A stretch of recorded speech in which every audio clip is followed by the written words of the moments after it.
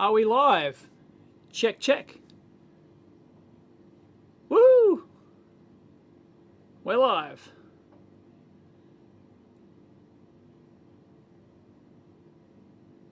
Thanks, dude. He was good. Not sure who he was, but he was good.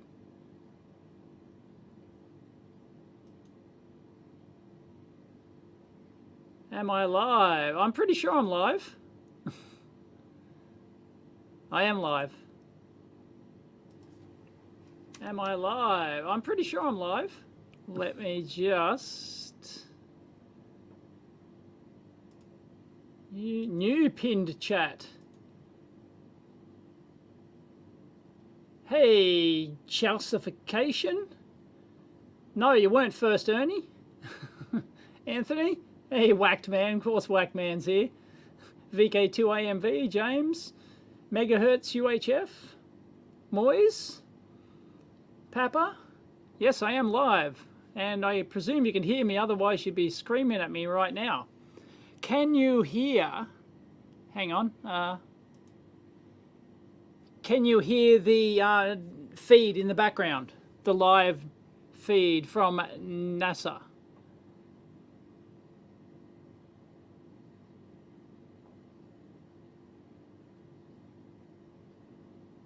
Can you hear it? Can you hear NASA? There's always a delay. I think that might... you can't hear the feed. Really? No NASA feed. Okay.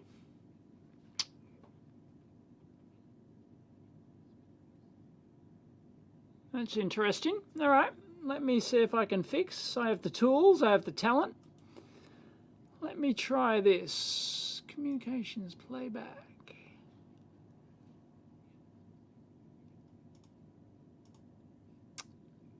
Okay.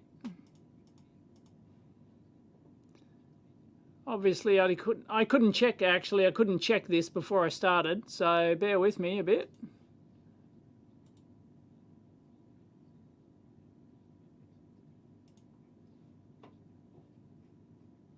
Advanced apps, Microsoft Edge, aha. There you go. Speakers, releases.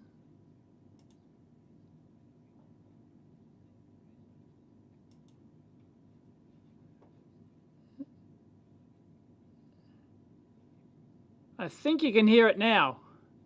Can you hear it now?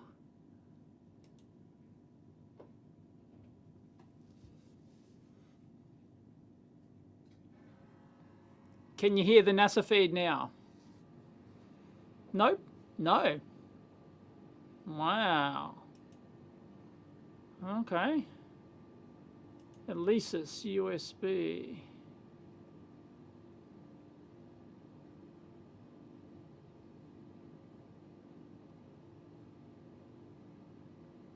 Okay.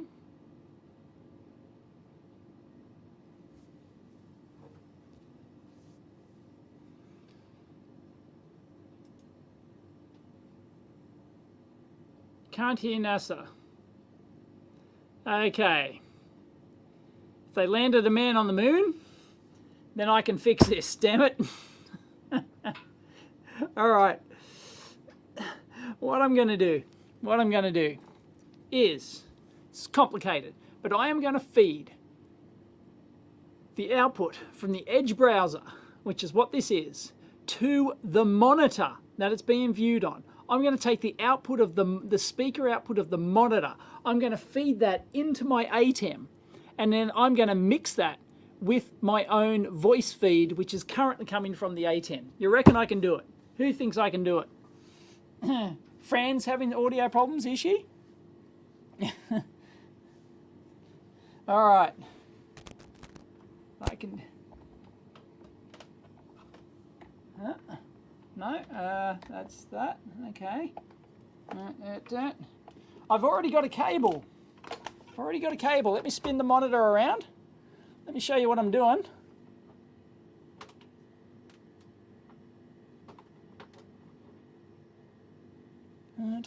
Okay. I believe this monitor has a headphone output. So if I feed the headphone output from that, and then I redirect, see, because I got my ATEM switcher down there. There it is. And if I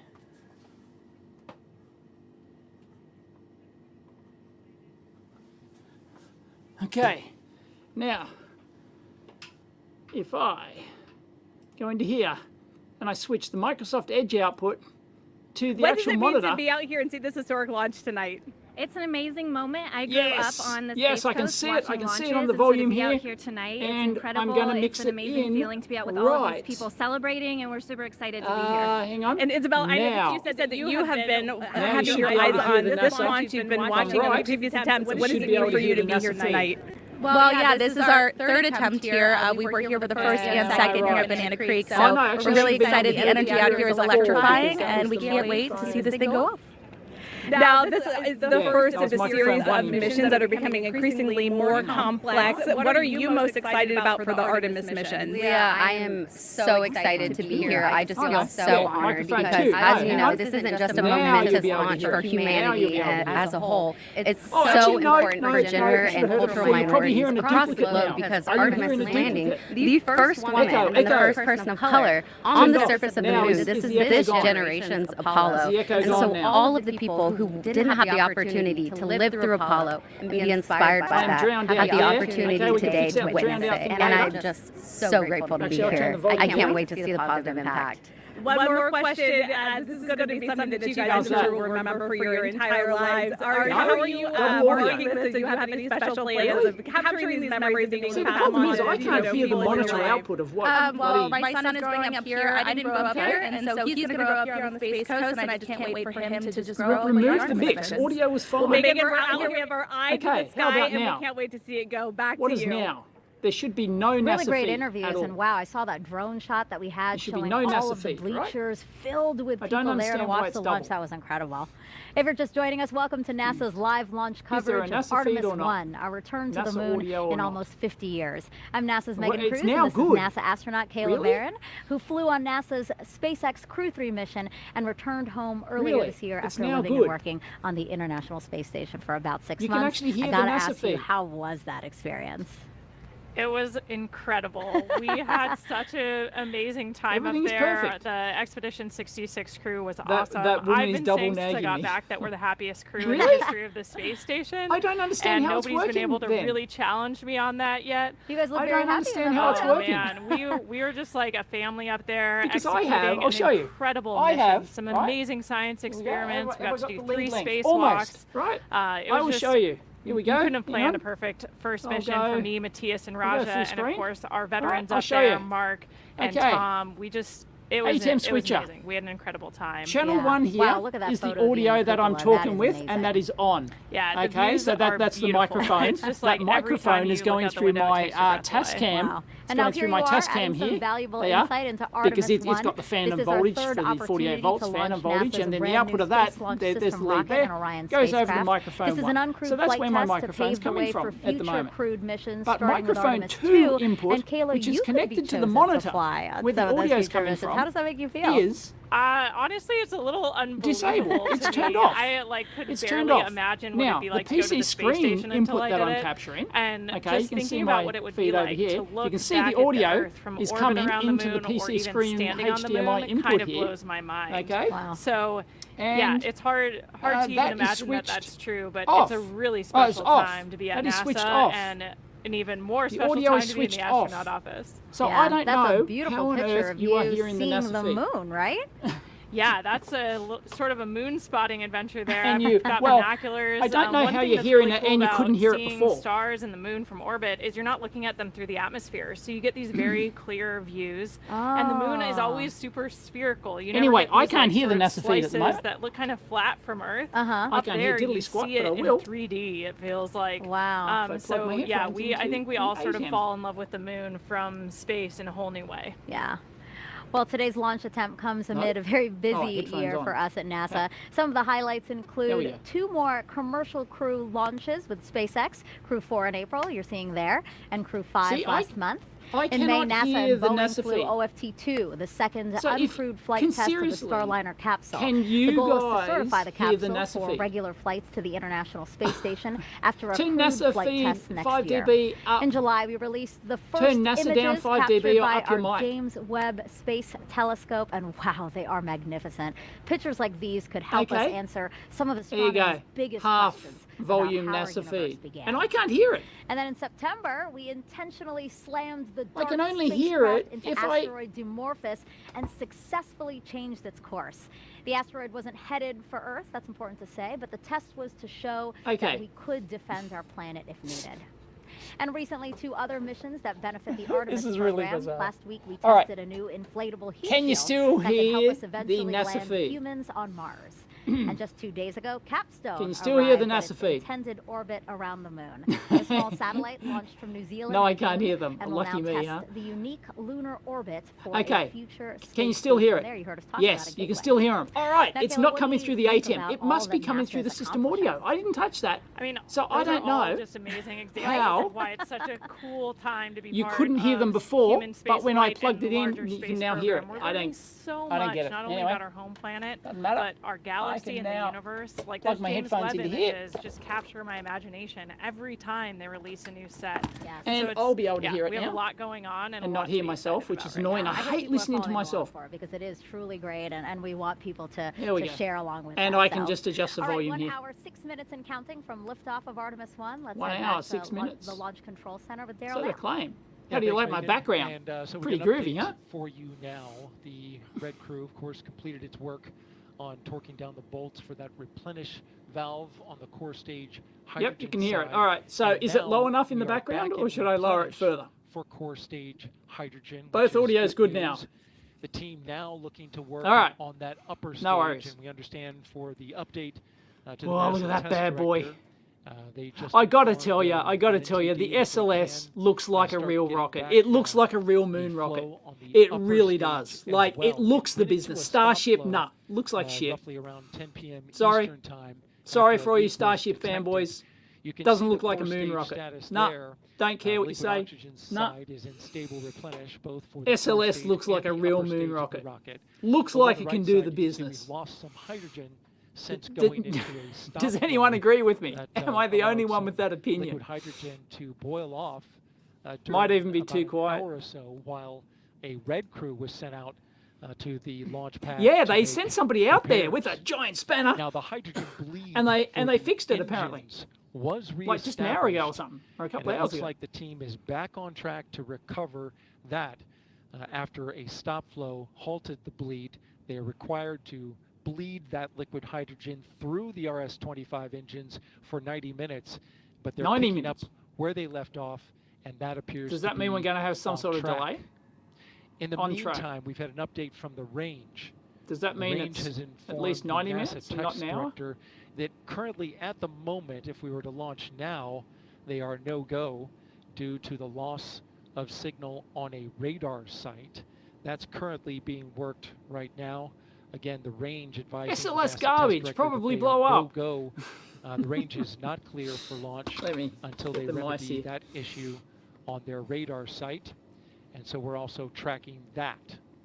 In the meantime, we started this at 3:23 Ask p.m. a child to Eastern draw a time. rocket, you get Starship. Got the Ask core an stage engineer for the tanked real in deal. about 4 hours and 23 minutes, and now I looking to hope get it doesn't everything crash in back Poland. on track to try to make that launch window at 1:04 a.m. Eastern time. Missed it which by has a that 2-hour much. window associated with it. I'm all the way waiting. to Is there 3 any? a.m. Eastern Is there time. any Get That's the Smart latest from the meme out firing there? roll. Is there any Take it Get back to you. Smart Poland meme Thank yet? you, Daryl. Now, there I'm may waiting not for be the Get Smart astronauts Poland aboard meme. the Orion spacecraft for this flight test, but there are some passengers there with very important missions. Oh, passengers, have we got like a Snoopy Inside floaty the Orion 0G? spacecraft, as Inside, we here we fly go. around the moon, we have some cool experiments going on to help us Jacob. understand what the environment is like.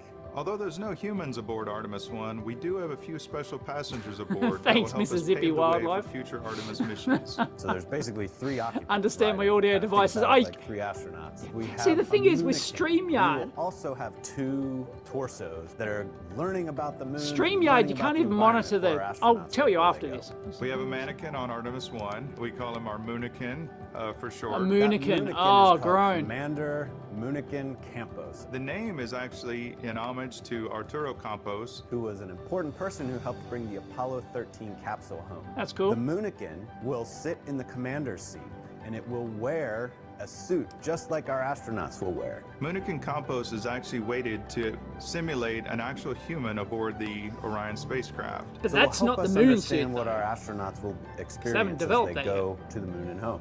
The Orion Crew Survival System suit and the Orion seat were designed simultaneously to fit together as a seamless package. It's just The a actual survival design of the suit, suit that's it. was built It's not a pressure into suit. the Orion seat, such that when Is it? they're in the suit, in the seat, it is a true cocoon of protection for them. During this test flight, the seat will actually be instrumented with accelerometers. Sensors that tell us how much the chair is shaking during launch and re-entry, and how many G-forces or gravitational forces it experiences. We expect Commander Moonican Campos to have a very exciting ride on his way to orbit. The thrill of Come on, launch, put a human the on. experience of Are you weightlessness, telling me you the couldn't get excitement of someone to landing. volunteer What for we this learned thing? on Artemis 1 with our bet mannequins you and could. assistants I will bet help you us could. better understand how a human will actually behave Someone in would the volunteer. seat, both for Just landing sign and the for launch liability to waiver, allow us to ensure their right? safety. In Anyone addition agree to with the me? Moonican, we'll have Sign the 2 damn seats liability that waiver. have basically what's like a human dummy, an upper torso Someone would that do are it. detecting how Ooh, much boobies. radiation they're experiencing. It's called the Matryoshka Astrorad Radiation Experiment, MARE. MARE is an international collaboration with German Aerospace Why did they have Center, stick-on DLR, boobies? and with Israel Space Agency. The Was I MARE missing something? experiment consists They have of 2 stick-on blue boobies or anthropomorphic something, didn't they? phantoms called Helga and Zohar that are Oh, Helga's well simulating endowed. a female body in a space radiation environment. One of those will be wearing a safety vest The Astrorad radiation vest. that we hope will help protect our astronauts from radiation. Each one of the 2 phantoms will be equipped with about 20 battery-operated They're gonna have radiation radiation? instruments. So between Vests? the 2, we'll be able to determine Really? how well we can protect our astronauts from radiation events. Space radiation Or they're is just a testing mix it. of high-energy, heavy-charge particles that originate from the sun. To put things in perspective, 1 year of Earth exposure to cosmic rays is equivalent with 1 day of space radiation exposure in deep space. The purpose of the MARA experiment is to learn more about the radiation exposure as well as the biological effects of different organs. So basically, it's like we have 3 occupants inside Orion that are learning about the moon and learning about the environment for our astronauts before they go. Going back There's a to fair the bit of moon room in with there new exploration goals compared and to new technologies will help Apollo. us gain better understanding of the challenges we encounter with deep space exploration. Heaps We of will room have for a to couple of develop days it new takes to get to technology and the solutions moon or to gateway, meet lunar really gateway. difficult challenges. But that's what NASA does. That's what Artemis is all about. Because this isn't going directly to the moon, because this And is we not have a one lander. more passenger This to just tell you goes to the about. lunar It's gateway. Everyone's favorite beagle that's had a special connection with NASA ever since Apollo. Artemis is NASA's plan to go back to the moon, and Snoopy is to be the zero gravity indicator. Ah, right, A that's zero-G Charles or Schutz's. zero-gravity indicator demonstrates the moment that the crew in the spacecraft reach weightlessness. Snoopy is about to take his first trip around the moon. The relationship with NASA I thought they had and a Snoopy. goes back about 50 years since the Apollo days. He was the face of the safety campaign. The icon for NASA's culture of safety and mission success. So NASA and Peanuts have a Space Act agreement. And we Space Act collaborate agreement. together on STEM content. And we really were excited when it was decided that Snoopy would be the zero gravity indicator on Artemis 1. We wanted to go all out, so we created a custom Snoopy. And the Custom spacesuit Snoopy. is actually Yeah. made out of material worn by the NASA astronauts. Wow. Okay, well that's not too Everything exciting, was is it? done with extreme detail. They Not cut that exciting. patterns for his suit, even Look, how Dave, I his can see collar you're really worked upset about and this, how the honestly. actually think you ought to sit down calmly, take a stress pill, and think things over. How? We're Very good. excited. I'm personally very excited. I can't contain the excitement No I am feeling relation, about Thomas? this day. Snoopy is going farther in space than he's Ah, ever bullshit. been before. This is Bugger off, false hope. It's fantastic. Take your false hope and bugger off. And we snapped this picture of Snoopy and Orion. Million times better than comfortable most of the and shit they ready for his waste journey to the moon. our tax dollars on. Lucky for us, Well, that Snoopy I'm has not a this US twin taxpayer, that's so, staying you here know. on Earth. That way we can take a closer look at how cute he is. And this orange suit, I mean, it is amazing. It's actually the same material that would be worn by Artemis astronauts, right? Yeah, Flat moon, the suits hashtag we'll be flat wearing in moon. Artemis ultimately are an update of the suits that the shuttle. No, crews no, wore, it's like hollow moon. this Who's iconic seen orange Moonfall? color. And we've updated them though Put Sam Bankman freed in on it. Fried or freed? They can best protect Freed the on it. crew in our return to the moon. I actually got to work with that suit team before my Oh, that's assignment, cool. and so the suit's kind of near and dear to my heart. Yeah, I think we have a picture of you wearing the suit as part of when you were helping to design it, right? Yeah, so I was our representation from got the 82 crew people office, watching? From the astronaut office to the Oh, engineering okay, not team bad. that's working on putting this suit I together. forgot so to I got tweet the it, chance so to let wear me, it for some of the early testing. Oh, And it is an amazing hang suit, on. and No, it'll I protect haven't us logged in. while we're in Oh, the vehicle. damn. Cool. I have to go on my So other machine. what Hang was on. your zero-G indicator? Yeah, like the video mentioned, we always choose stuffed animals. So we actually had a turtle. We named her Fowl, which is German for peacock. And we chose that because Raj and I are from the turtle training class. So we thought it would be fun to have a sea turtle as our zero-G indicator. But we wanted to have a nod to Matthias, who is a German astronaut, so that's why we gave her a German name, and Tom, who's from the peacock class. So she's peacock colored, and it kind of worked for everybody. I was about to ask, I was like, wait, why is it German for peacock, but it's a turtle? Yeah, exactly. Now I get it. Was diplomacy, crew diplomacy. Now move. I get it. So we had Turtle, we have Snoopy here. Why is it always toys? I think the tradition goes back to crews taking stuffed animals from their children and sometimes flying the stuffed animals of their kids. That still happens to this day when a crew selects a zero-G indicator, but they're convenient because they're nice and soft. So if you're going to allow something to bounce around in the capsule, you want to make sure that it won't hurt the crew or any of the equipment. And they're cute. I mean, yeah. come on. Who doesn't want a Makes mascot? you smile, yeah. Absolutely.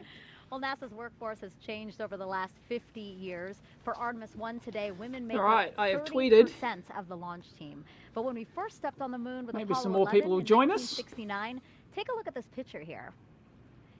You see this woman highlighted near the center there? What woman highlighted near the center? No? That's going to be Joanne Morgan, and she was the only woman in the firing room. She now has a special message for the Artemis generation. Oh, right. Oh, there we go. They didn't put it up.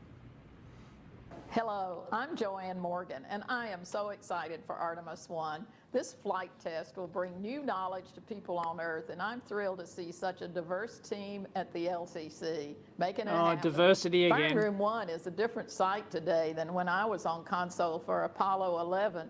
I was totally focused on doing my job and never thought I about remember her being from the only doco. woman Yeah. in the room. Yeah. Today, women at NASA are center directors and launch and flight directors and have substantial roles in engineering, science, and technical areas. This is so important for a new generation, the Artemis generation, to see how individuals are leaders and contributors to the mission, and for youth across America and the planet to see this as well. After 50 years, it is gratifying to see this change. Wait to see what you all accomplish together. New century, new generation, new mission to the moon. She's got that and accent. beyond. Godspeed, Artemis team. And How much did Artemis Snoopy's spacesuit cost? Yeah, they were hand stitching It's it. so great that we know she's Cost a following bit. along and interested in this mission too. Does anyone else so not awesome like to see the chick on the woman who's left? come before us at NASA and paved the She way doesn't- for a much more diverse team to contribute to No, these amazing missions. she's not. And speaking of women breaking Not the mold doing the before host serving role. as a NASA astronaut, I know you were a No. naval officer and a member of the first class of women commissioned to the submarine community. How amazing is that? I mean, what would you say as you look at these? Yeah, I pictures? What agree. would you say Slang, to gender women, doesn't matter. young Doesn't matter a girls rat's who might be ass. thinking, hey, I might want to join. But they're a bloody, predominantly like male they field. go look at their Twitter. I was just Go really look at the lucky to be in NASA right place at the Twitter right profile. time. I was a senior at the Naval Academy. Go look at the when NASA they Twitter announced they were gonna profile. Change the policy and allow us to serve Says aboard everything, submarines. right? But even before that change happened, I knew that I was passionate about serving in that role, and I was dreaming about it. So I think allowing yourself to really examine what your passions are and be brave enough to dream that you could actually do those things. I had awesome mentors who encouraged me along the way and told me never close a door on yourself. You know, you always Why would I want sponsor to your put immigration to yourself in the Australia, Hill roles you're most CT? passionate about, especially if you're going to challenge yourself. Doing something you love that's hard. I have is no so much idea who better you than are. doing something Why on earth that would I you're sponsor not your as well immigration to suited Australia? So I was just lucky I have enough no to idea how have that some leaders in my process life works, who actually. encouraged me to be brave Does enough it to help if you dream, have so that someone when here to those sponsor opportunities you? presented themselves, I was I don't ready think to that take them matters, on. does it? Yeah, no, that's great. Having mentors Does that is actually always so factor important into because, immigrating to sometimes you don't Australia? know what path to take, If you've got especially someone to if you're sponsor you, I blazing know your it's own, different so if you've got a it's always nice company have to sponsor, somebody like as in you're working for a company and a company sponsors you. 52 minutes until But, the opening of the 2-hour window for Artemis 1 There you today. go, 2-hour Once it window. soars off the launch pad, our colleagues over in Houston will take over. Leah, how are things looking in mission control right now? No, please replace her. Is it just me? Or has she not got the vibe? Doesn't have the vibe. Gender, race should not matter. People solving problems matter. I agree. Hey, Cook? Megan, I'm here now, and thanks for joining us again here in the White Flight Control Room here at NASA's Johnson Space Center. So you might be wondering why Johnson Depends on the Space Center immigration will control purpose, the right? flight of Orion Yeah, after liftoff, I think so. even though it's launching at Kennedy Space Center, and that's all about how our flight control centers are designed. Launch control is at Kennedy, while mission control is in Houston, and we also have the SLS Engineering Support Center at NASA's Marshall Space Flight There's Center. space for everyone except Ever for since the Johnny. Gemini 4 mission in 1965, It all isn't just flights me, have been whacked commanded man. from Houston Yeah, after I don't like launch, her. So we have the infrastructure Just and doesn't have the experience here vibe. at Johnson Space No, Center the to work through long duration missions with other woman or, was in this better. case, I thought I liked her without better. crew. Additionally, launches must be conducted Yeah, like over is she going to water anchor rather the than whole over thing? populated areas, Like, which makes Kennedy why Space Center can't a they get prime that guy that location. did the Again, just we're ready to when jump I into started this action live with feed? There was a SLS guy takes who was flight, and doing this the. room will be staffed around the See, clock until she's. Orion splashes down at the end See, of the she'd be mission. good. We're excited Why to didn't they get continue her? our work today with Artemis 1 and Don't know throughout the who Artemis program. she is. But for now, but, we'll turn it back oh, over she's got a to moon Megan rock. and She's got a Kayla. moon rock in the background. Now, She's the got a fully moon rock on a stacked desk. SLS and Orion system was rolled from Whoa. the vehicle assembly building Jealous. to the launch pad about 2 weeks ago. We captured this video of the 4-mile, 9-hour journey. It took a special transporter and a special team of people to make it happen. Hear from them what it's like to shoulder the weight of this Dave, moment. once you said you were going to talk about life in AU, how many aspects of it kind of suck? Did I? It's a machine I don't remember goes that. and picks up But the mobile during launcher, that podcast, you never went the back to SLS it. Can you rocket talk with briefly Orion. about that? It's basically the Life in cornerstone Australia is of the great. mobile launch concept. Without the How crawler, many you aspects couldn't of it kind of transport the sucks? mobile launcher and the vehicle There's from very the little of vehicle living in to Australia that the sucks. vehicle. Other And it people, was designed there's and people built here in for Australia who are in the with chat. They can, files for the launch pad. they can Since chime then, in with we've their 2 cents modified worth. it and used it to move the But entire shuttle program. living in Australia is great. Like the only downside of living in Australia is that we're so far. Like if you want to go The crawler is overseas, like 136 feet long. you know, from like it's. end to end. It's Geez, if I want to 114 go to feet America, right? They For have to example, truck it's to the like other end of the truck. 12 hours It each weighs way. 6.6 No, about million 14 pounds. hours It has the power each to go way, 2 miles an hour, but just to you get never to the wanna go West that Coast, fast. like just to Generally, get we're to around 0.83 just to fly for from Sydney to SLS. LA Artemis is will be one like of the 14 heaviest hours. loads we've ever carried, right? and one of the tallest loads we've carried. 12, it depends I'm on, upset which for way you're the going and the winds and They're very everything. It can talented, take as they're little as very 12, but committed, it's like they're more than just an all around entire good people. I day. think, we'll- Like it's any and by the time you get to the anything comes airport up and you against can't, it, like we'll get it's moving just, again. man. Again, it starts right here with the crawler. It's just, we do I our know job, America is everybody kind else of does like, theirs. if you want to go from Europe to America, similar sort of thing, but at least in America, you can go to Canada, you can go to Mexico, right? You can go to Such an impressive like team and islands the and crawler, stuff, Kayla. right? I mean, this is a We can go to certificate New from the Zealand, Guinness I Book of guess, World but Records. it's kind of the same as Australia, really. So, Recognized for the heaviest self-powered vehicle in the world at heaviest self-powered vehicle. Oh, the Transporter That's 2. amazing. I know. 6 We were million just talking about how Yankee awesome, pounds. the crawler is. I mean, it was retrofitted. It was created in the Apollo for the Apollo. Yeah, but missions, and it was updated, okay. modified Australia for is shuttle, the and now it's been modified for Artemis. It's just really an yeah, amazing machine, and like the things people here are more like who, we don't get the same access to keep it stuff maintained like you and guys get in operate America. it, Like just I'm so glad like that from an electronics point of view, just being able to buy like secondhand surplus test equipment, for example, like it's just, this is such a backwater that Kayla, have you thought except for the lockdown crap. See, it wasn't always like that. See, Australia, like, yeah, we were the laughing stock of the world for being an authoritarian lockdown. But for most of the time, it wasn't like that. There was a whole year, an entire year, where the whole world wanted to come to Australia. They desperately wanted to come to Australia because Australia was this free place that had very little COVID. There were no mask mandates. There were no lockdowns for like a year, while the rest of the world was just locked down in, in freaking perpetual fear and everything, and we had knocked COVID on the head, and it was, and then they brought in the mask mandates, and then the fear took over the government, or just the power, and then once that happened, it snowballed very quickly after that. It was worse in Melbourne. It wasn't too bad here in Sydney, But still, no, it was a mistake. But that happened everywhere. It will not happen again. It will not happen again. People won't let it. People will not let it happen again. Yeah. So anyway, Australia's a great place to live. It's just so far from the rest of the world. If you can handle that, Australia's great. I mean, technically we don't have freedoms. Like, we don't have constitutionally protected freedoms. We don't have, we don't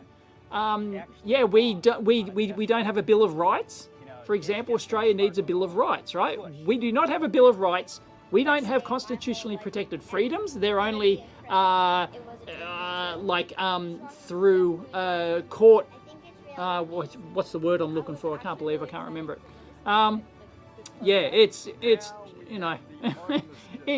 It could be better, but Australia's a fantastic place to live. It's absolutely fantastic. Wouldn't want to live anywhere else. I'm only 5 minutes behind on comments. Okay. Yep. All right. I'm back. So cute. Their faces. It was amazing. I think my face looked pretty. Yeah, and we don't have guns. Well, we do, right? I could go out and buy a gun. Well, I can't go out and buy a gun tomorrow, right? I've got to go through background checks, and then I've got to install a safe for the gun. Then I've got to install a safe for ammunition. Then the police will come around and inspect it to make sure I'm storing them correctly. And I've got to have a legitimate use. Self-defense is not a legitimate use for owning a firearm here in Australia, but technically I can get one. I believe there's 600 guns in Borkham Hills, which is my suburb. I looked at the database. There's a database. Because, every gun is tracked. Well, every legal gun is tracked right here. I can find out how many guns there are in my local suburb. I think it's last I looked, it was about 600. Which I'm stunned, because I don't know anyone who owns a gun. It's just not something you have to worry about here. See, it's great. Like, here, it's like, you can be pulled over by the cops. Like, a police officer here can go their entire career. In fact, it's probably the majority.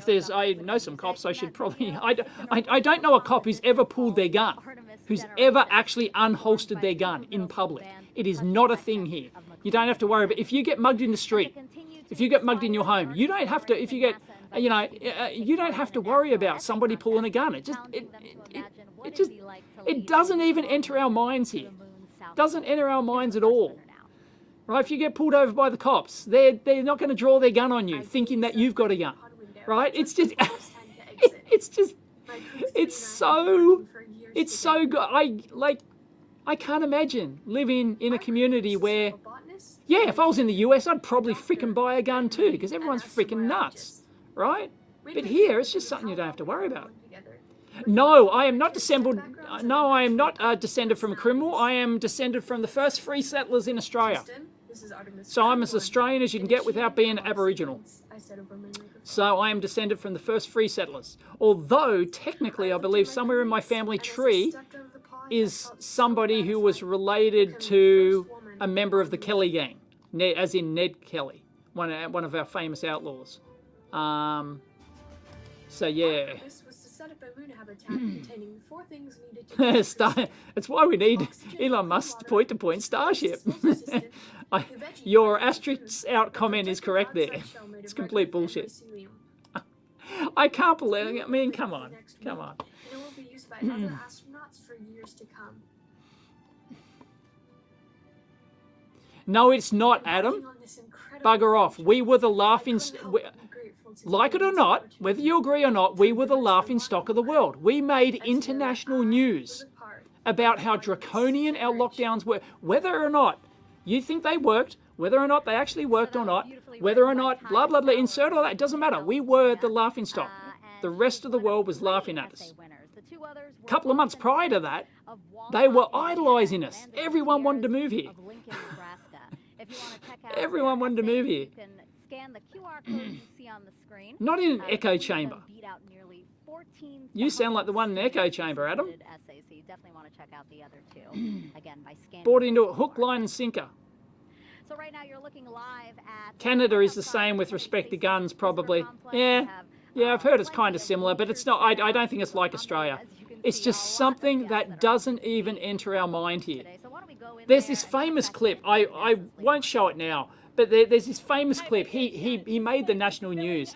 There was this guy. He was in a town. I can't remember, some Aussie town somewhere. He was coming home from the pub at night. He was in his thongs, and he was, shorts and thongs. It was thongs and stubby night at the pub. And he's walking home from the pub, and he's going, "Oh, I just go to the servo to get a service station, petrol station, gas station, to get a to get something to eat, late at night." And he saw somebody robbing the petrol station, right?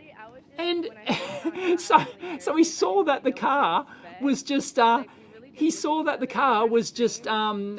sitting there running. So he was going to come out, jump in the car. So he went to the car, grabbed the guy's keys and threw them down the drain, right? And then the guy came out from robbing the petrol station. And, anyway, the guy, he fled.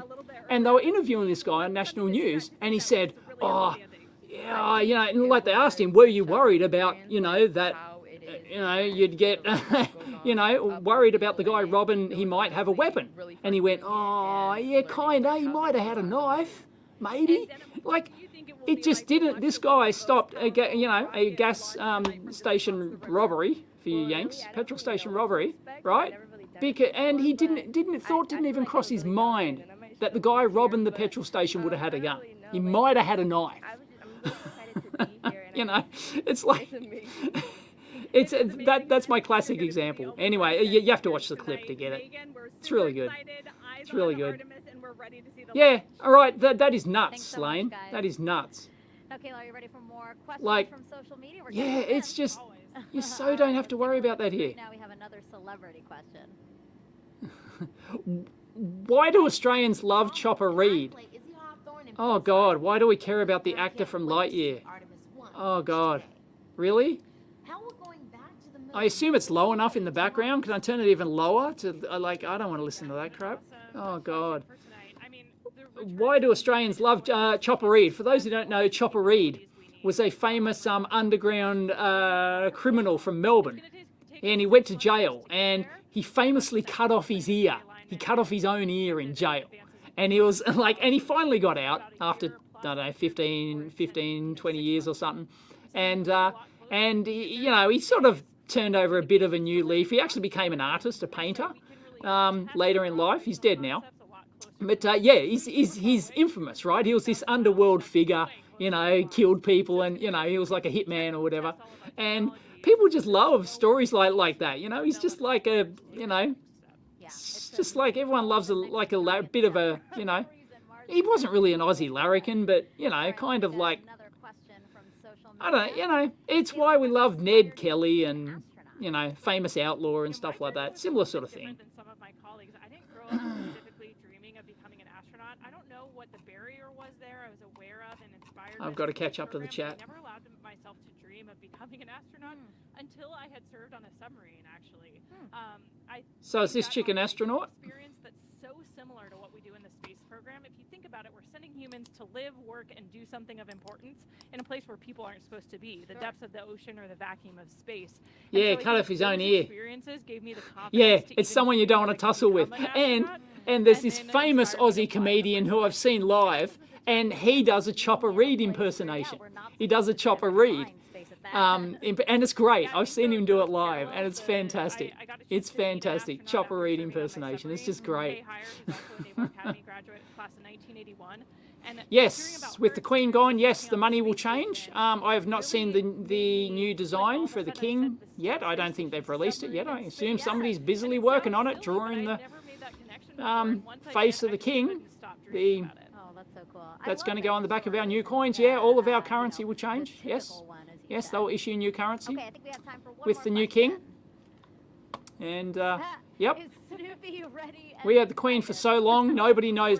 Practically nobody alive knows anything else. You know. Well, no, I've expected a nominal and an off-nominal launch, and all the actions expected of him. So, like any good crew member, he's ready to go. And he has his suit that's been tailored to him. just so happened to have. It's very crusty. Just so happened to have sitting on my desk. So keep those questions coming. Use Hey. hashtag Artemis and tweet or drop them in the Oh, I don't know if you're going to see it. broadcast. And don't forget those. That's an Australian penny. Oh no, the the focus on this thing is shit. Sorry, but yeah, that's pre-Queen. That is a pre-Queen. That is a king currency. It's got a kangaroo on there. Not sure if you can make it out. It's really corroded. The launch team has been working. We have an update on Yeah, that. Trust me, that is a kangaroo. That's a. I can't even get the date on that one.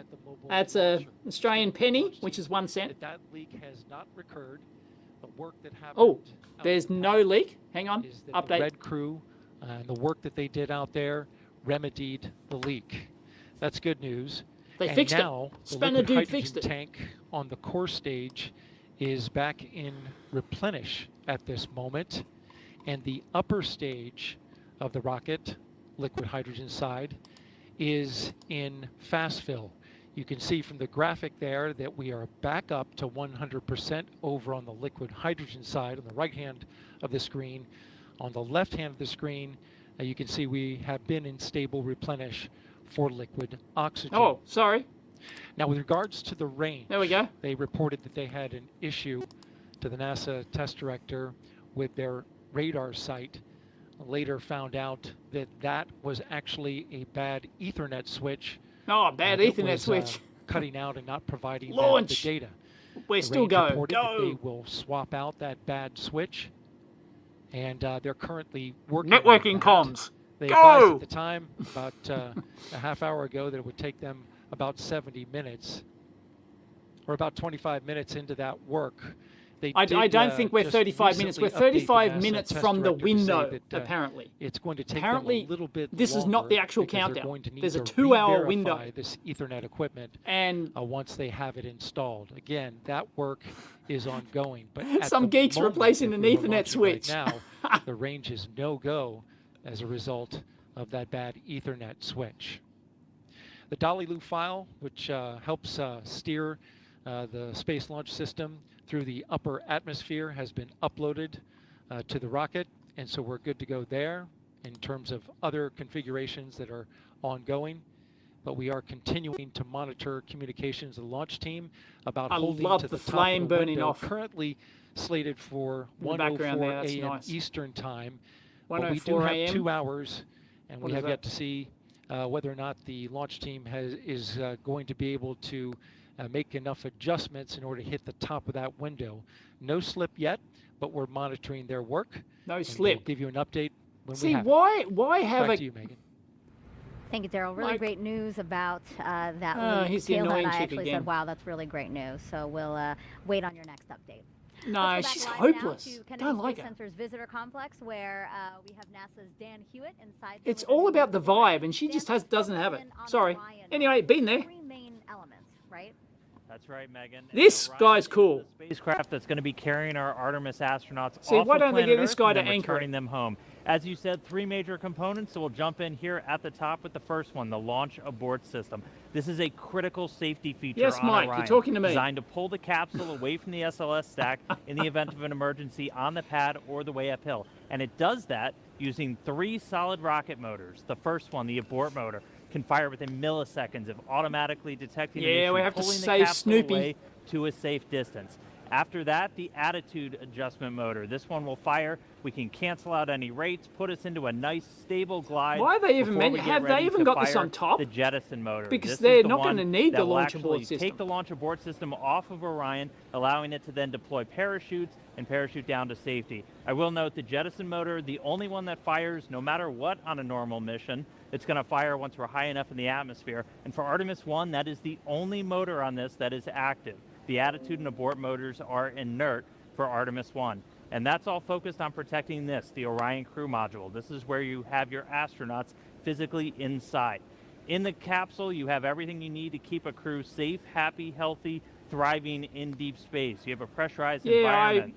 They should have got this guy to host it. I toilet, like everything that you need. On the outside, the couple vibe. of critical features. On the bottom, the heat shield. Remember, this is goal number 1 for this mission, is testing that heat shield. It's an ablative structure it's on top. made to survive that fiery re-entry at the end of a mission.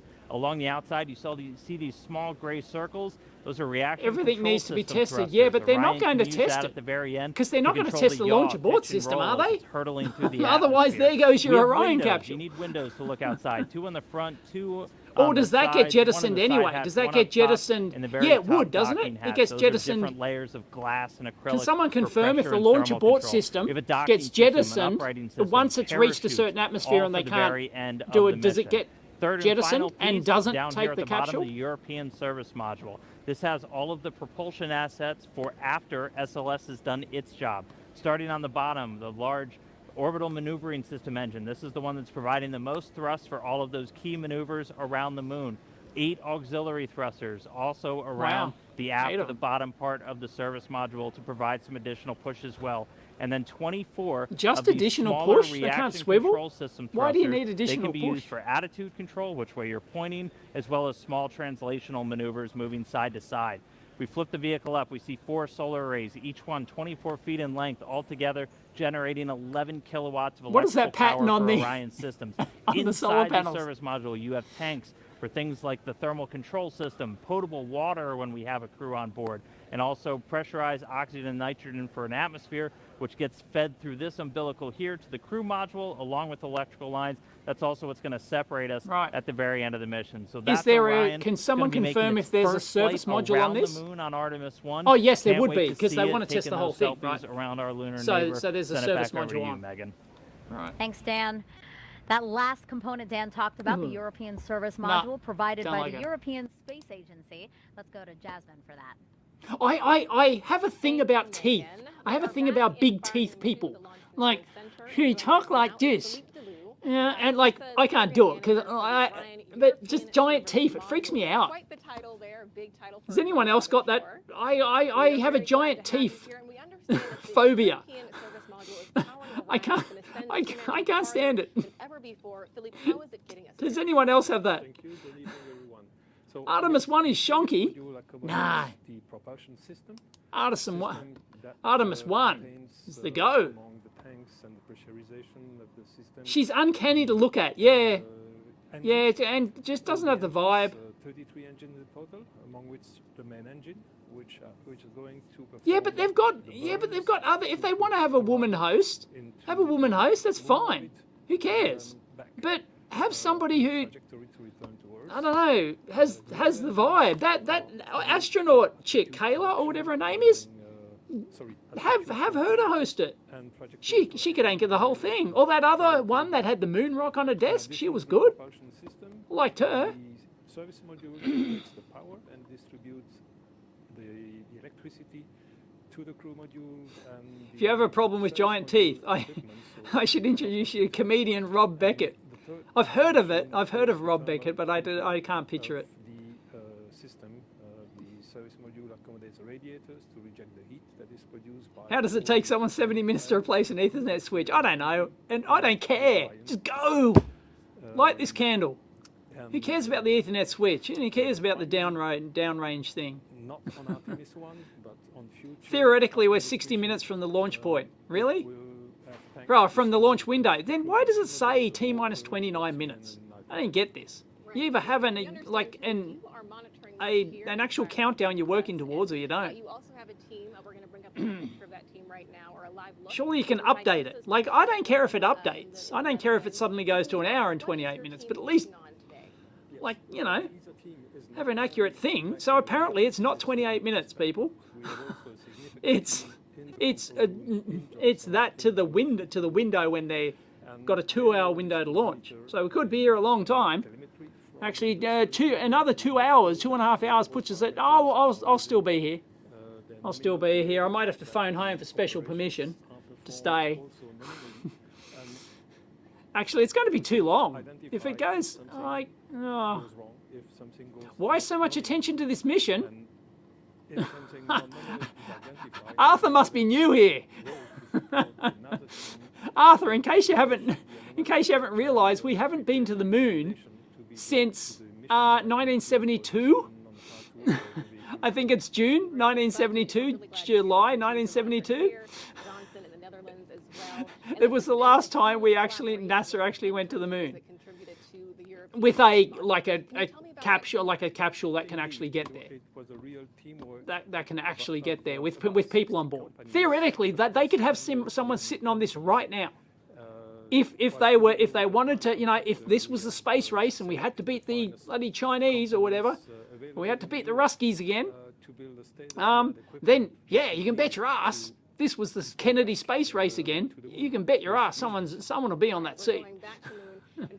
You know, if the CIA secretly got intelligence that China were about to launch somebody in 2 weeks' time, there'd be somebody on this. They would sign it off. Yep, let's go. See, why can't they get her? I like her. Center, which is just one part of an agency-wide effort with many NASA programs doing their a bit corporate, but missions a reality. Bit of a corporate vibe, but still. First person of color travel to the moon, first person of color. Launch an entry spacesuit called the Orion Crew Survival System. When they set foot on the moon, they'll be in another all-new next-gen suit, both being developed at the Johnson Space Center and through partnerships with commercial providers. Yeah, they don't have the suit yet. This is the problem. Astronauts will collect samples for further study of the moon. This is the problem, the right? They don't have a lander. Big problem. They don't have a lander. Starship, yeah, okay. Ice collected from the moon's south right, we'll see how that goes. Starship, right? They don't have a lander and they don't have a moon suit. Sampled. And leading the effort to advance capabilities for science exploration hurry and up. commercial Just development of the moon is the Commercial Lunar Payload Services Initiative, or CLIPS. More than a dozen American companies are developing science investigations and tech demos. Additionally, we need a sustainable presence, a station in orbit to facilitate continuous lunar access and serve as a home base or a jumping off point for new deep space exploration missions. That's the Lunar Gateway? This is where Gateway comes in. It's a multi-purpose lunar space station being developed by a worldwide effort led out of JS. NASA is again teaming up with international and commercial partners to create this essential component. It's a bit corporate. Who thinks? Can we have a spot quiz? Spot quiz. She reminds me of Ali Sheedy. Yeah. I'd have to see her again, but yeah, I think you might be right there. And with that, we're going to turn it back over to Megan. Yeah, there's an Ali Sheedy vibe there. Thank you so much. Yeah. So Artemis will also oh man, I had a crush on Ali Sheedy. Who didn't? Who's sort of my vintage and had a crush on Ali Sheedy? Science lead. Great to have you here. Thanks. So tell us about what we know about the moon. Yeah, so Anyone? Bueller? Bueller. Anyone else have a crush on Ali Sheedy? From those samples and data, even today, 50 years later. She was since Apollo, we've actually been studying part of the Brett Pack. From above, learning about getting more of a global perspective. And that we really didn't have during Apollo. She was in War Games, of course. To ask a lot better questions and to understand where to go to find the answers to them. Ali is still hot. Yeah, I think so. I think she's still pretty good looking. Part of the Artemis program. What are we hoping to learn that's new? Yes, sir. Pac-Man did. So we're going to War Games, totally Ali Sheedy. Fanboy is Baxter. Yeah. Yeah. A lot of people think Ali's still hot. But for Artemis, we're going to go and explore a new part of the moon. We're going to go to the South Pole, which is some of the oldest rocks on the moon. It's the anyway, I was going to and there's places there that are permanently shadowed. I was going to do a pop quiz. What was I going to do a pop quiz of? God, I can't remember now. I was going to do a pop quiz. We can use them for both science and for as a I cannot remember, seriously. Sarah, we're also It's been like 2 minutes. I can't remember what I was going to do a pop quiz of. Late 2024. Can you tell us Yes. about that? Yeah, absolutely. The Viper rover, the Breakfast Club. investigating polar exploration rover, is going to go land near the South Um, Pole, and it's actually going to I was gonna do a explore pop some of those quiz. permanently shadowed areas. It's going to dip into them, drill down, try to find out It was what something that- to do with what that Artemis. water is, what else is there, what form that water is, how much is there, so that we can really understand it both from a science. Of course, I've got perspective interest and in if this. we I'm a want to huge use it space as a buff. resource, we will understand how to I've extract met it. Gene Some Cernan. people might say, you know, I we have have met all Gene these tools, Cernan, we who was have the last man to access walk on the moon. machines that can do a lot of the work on Personally the met him. moon for us. So why is it Shook important his to hand. return humans? That was one of my life goals. Yeah, it's not an either or proposition, right? That was There are one of some my things that was robots that was on my and some things that humans bucket are, list. and it turns out It's that to humans shake the are hand of a much better moonwalker. field geologists. I did it. Much more efficient. Gene and Cernan. better at About that. 6 months before he sadly We passed can away. do, better. We can, Excellent audio book, by the way. I've got the original tape audio book.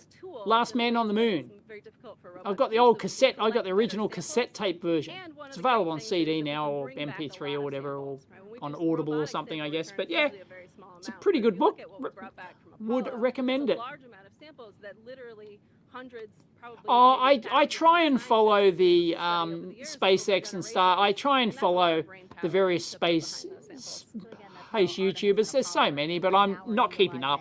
Machines and Yeah, I don't know.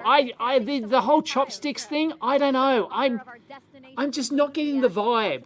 I don't know. Like I'm not a mechanical engineer by any stretch of the imagination. I'm not a space aeronautics engineer by any stretch of the imagination. But I just don't get the vibe from Starship. It seems to be a jack of all trades, master of none. Like, it'll be really good for something, like, you know, for payload and stuff like that. Really fantastic, but they're trying to make it do it all. Oh, it's going to fly from here, it's going to land on Mars, it's going to land on the moon, it's going to bloody do everything. Ah, bullshit. No, and it's... I just actually tweeted this the other day. I tweeted a comparison of Starship compared to the vibe of the Starship as a lunar lander compared to other lunar landing concepts, and it's just... the vibe's not there. I don't know. I damn hope it works, because everything's riding on it. I damn hope it works, but there's so many things that can go wrong with it. That was a really cool look at all the different kinds of creations. Would I go to the moon if I was given the chance? I would if I was single. Would if I didn't have the family. But having a family, there's See the creativity out there and too how much people are risk. engaging with this mission in so many different ways. It's too much risk. So I know that you Yeah, Gene Cernan. Tell you what, Gene Cernan was he was the man. When you meet him, that's an astronaut. That's a moonwalker.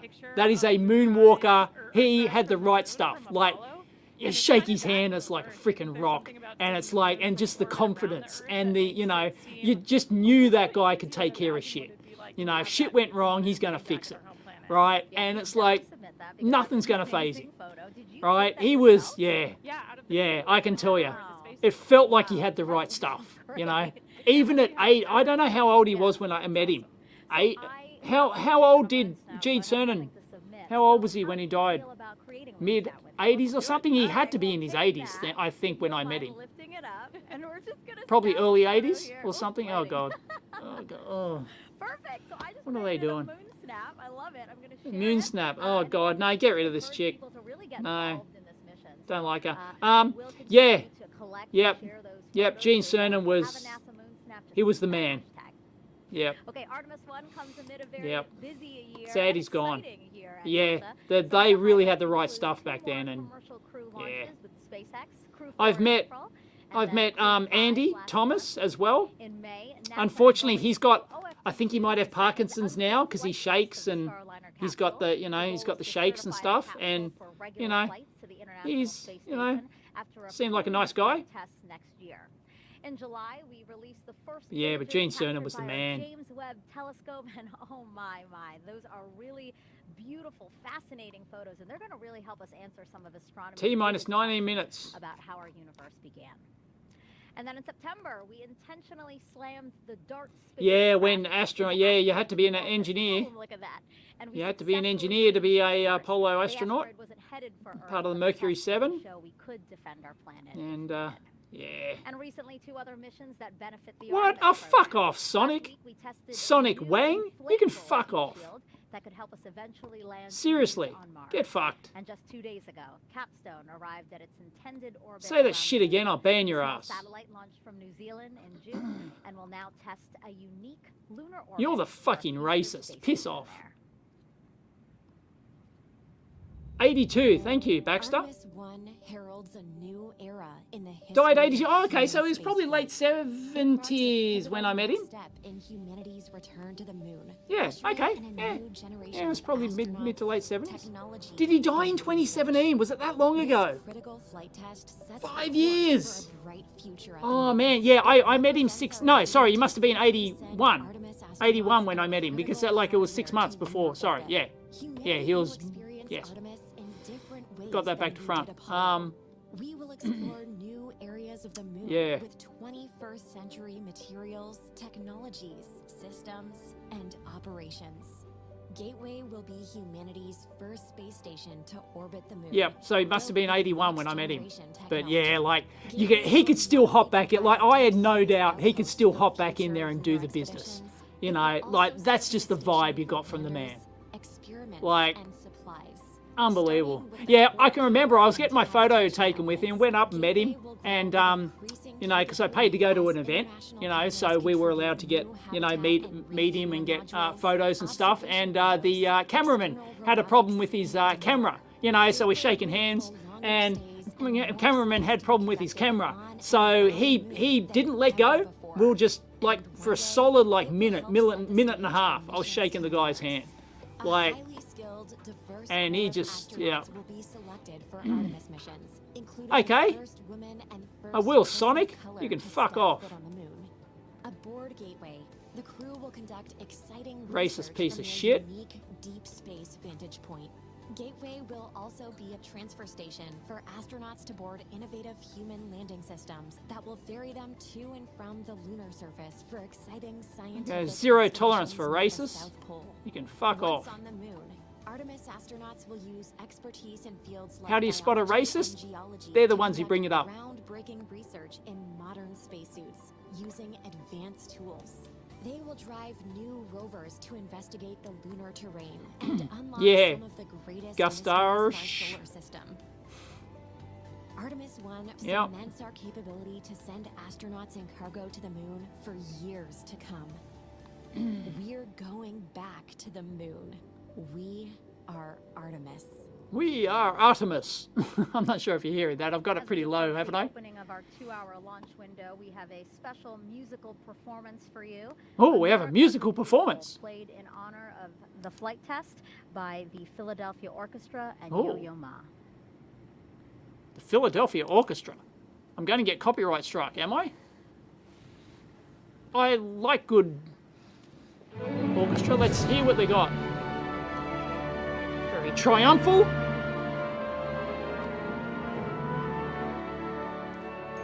Is this a... Yeah, I like it. He's good. Should have got my good... He's obviously a celebrity. He's like the key dude. Playing it.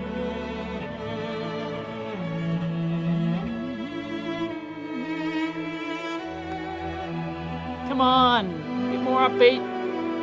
Yeah, and it's very ethereal. It's quite ethereal. Don't mind it. Ooh, it's pepping up. You can play the triangle.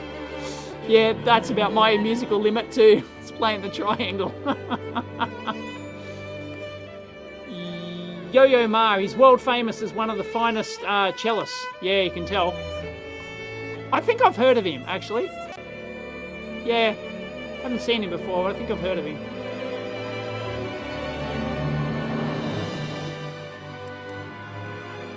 I like it, it's pretty good.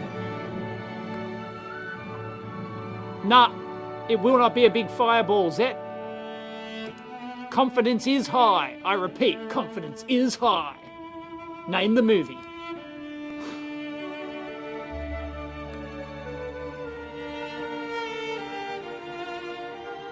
Is this a song I'm supposed to know? Is this a US patriotic song? This song always gives you chills. Electron Wrangler. Is that a like I've heard it before. It's actually familiar. What is the song? What is the song? Can somebody clue me in? Need some cowbells. Oh, it's America the Beautiful. Okay, right. That's why it's familiar. Right. A truly okay. beautiful. So we got some American rah-rah wankery there. Quite emotional. That was good. Now. Yeah, perfect tribute for tonight's launch. You know, it's just that was it cool. gives me a sense of pride. America the Beautiful. Well, there you go. It shows my lack of American musical knowledge. So. And as such, the White House is closely watching this historic launch. No, I enjoyed that. President Kamala Harris came down to Oh, Kennedy God. Space Center and met with NASA leadership as well as astronauts.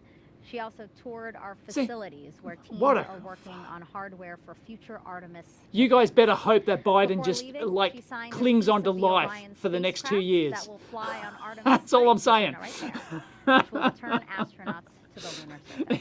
He's barely alive.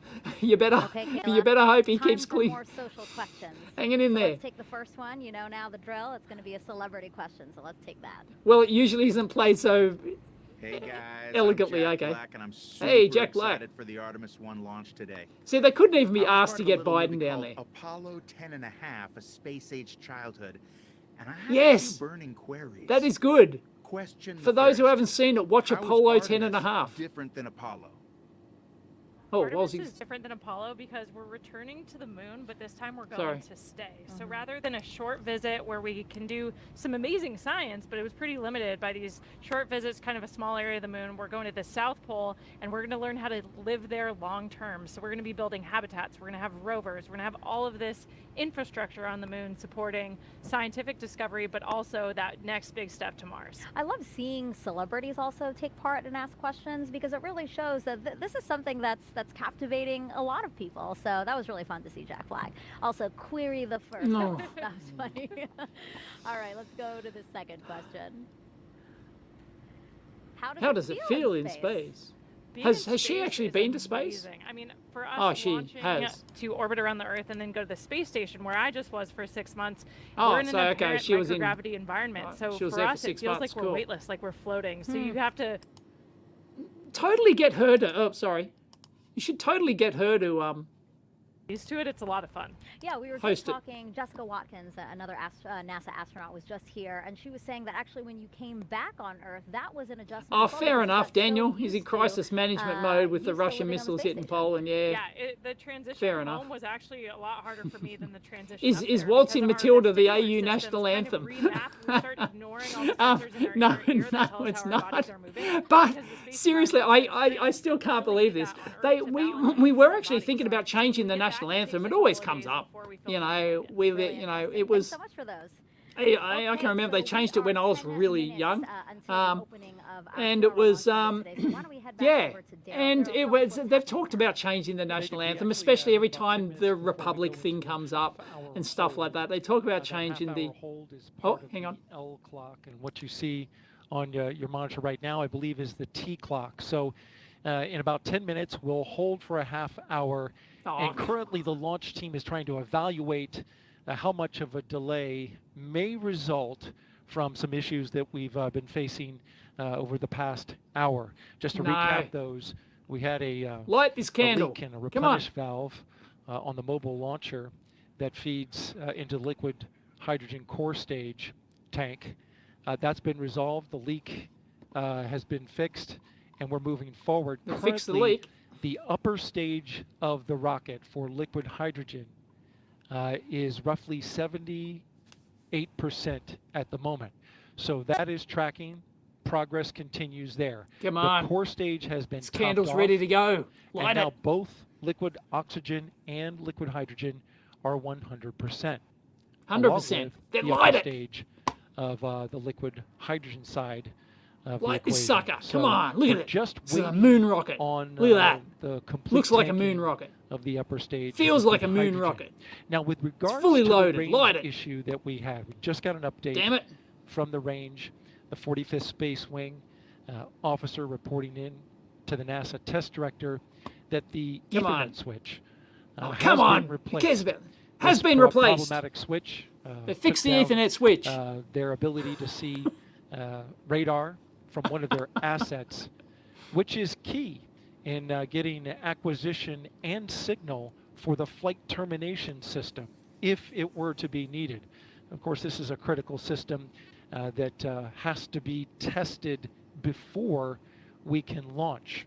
So at the moment, we're looking still at a 1:04 a.m. Eastern time. 1:04 a.m. Eastern. But it is How long is pretty that from clear now? from 1 the or 2 work hours? that is ahead that 1.5 or? It looks like we're going to slip 1.5 into that hours? window. How much exactly?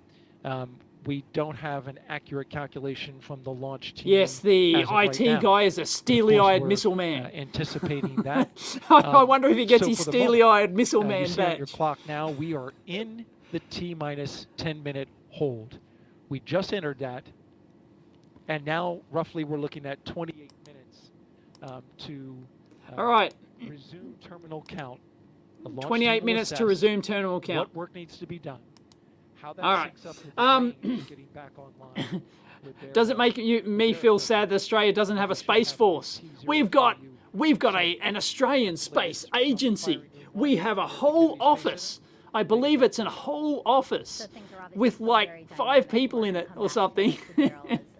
And that's our entire space agency. But we do, Australia does have a space agency, believe it or not.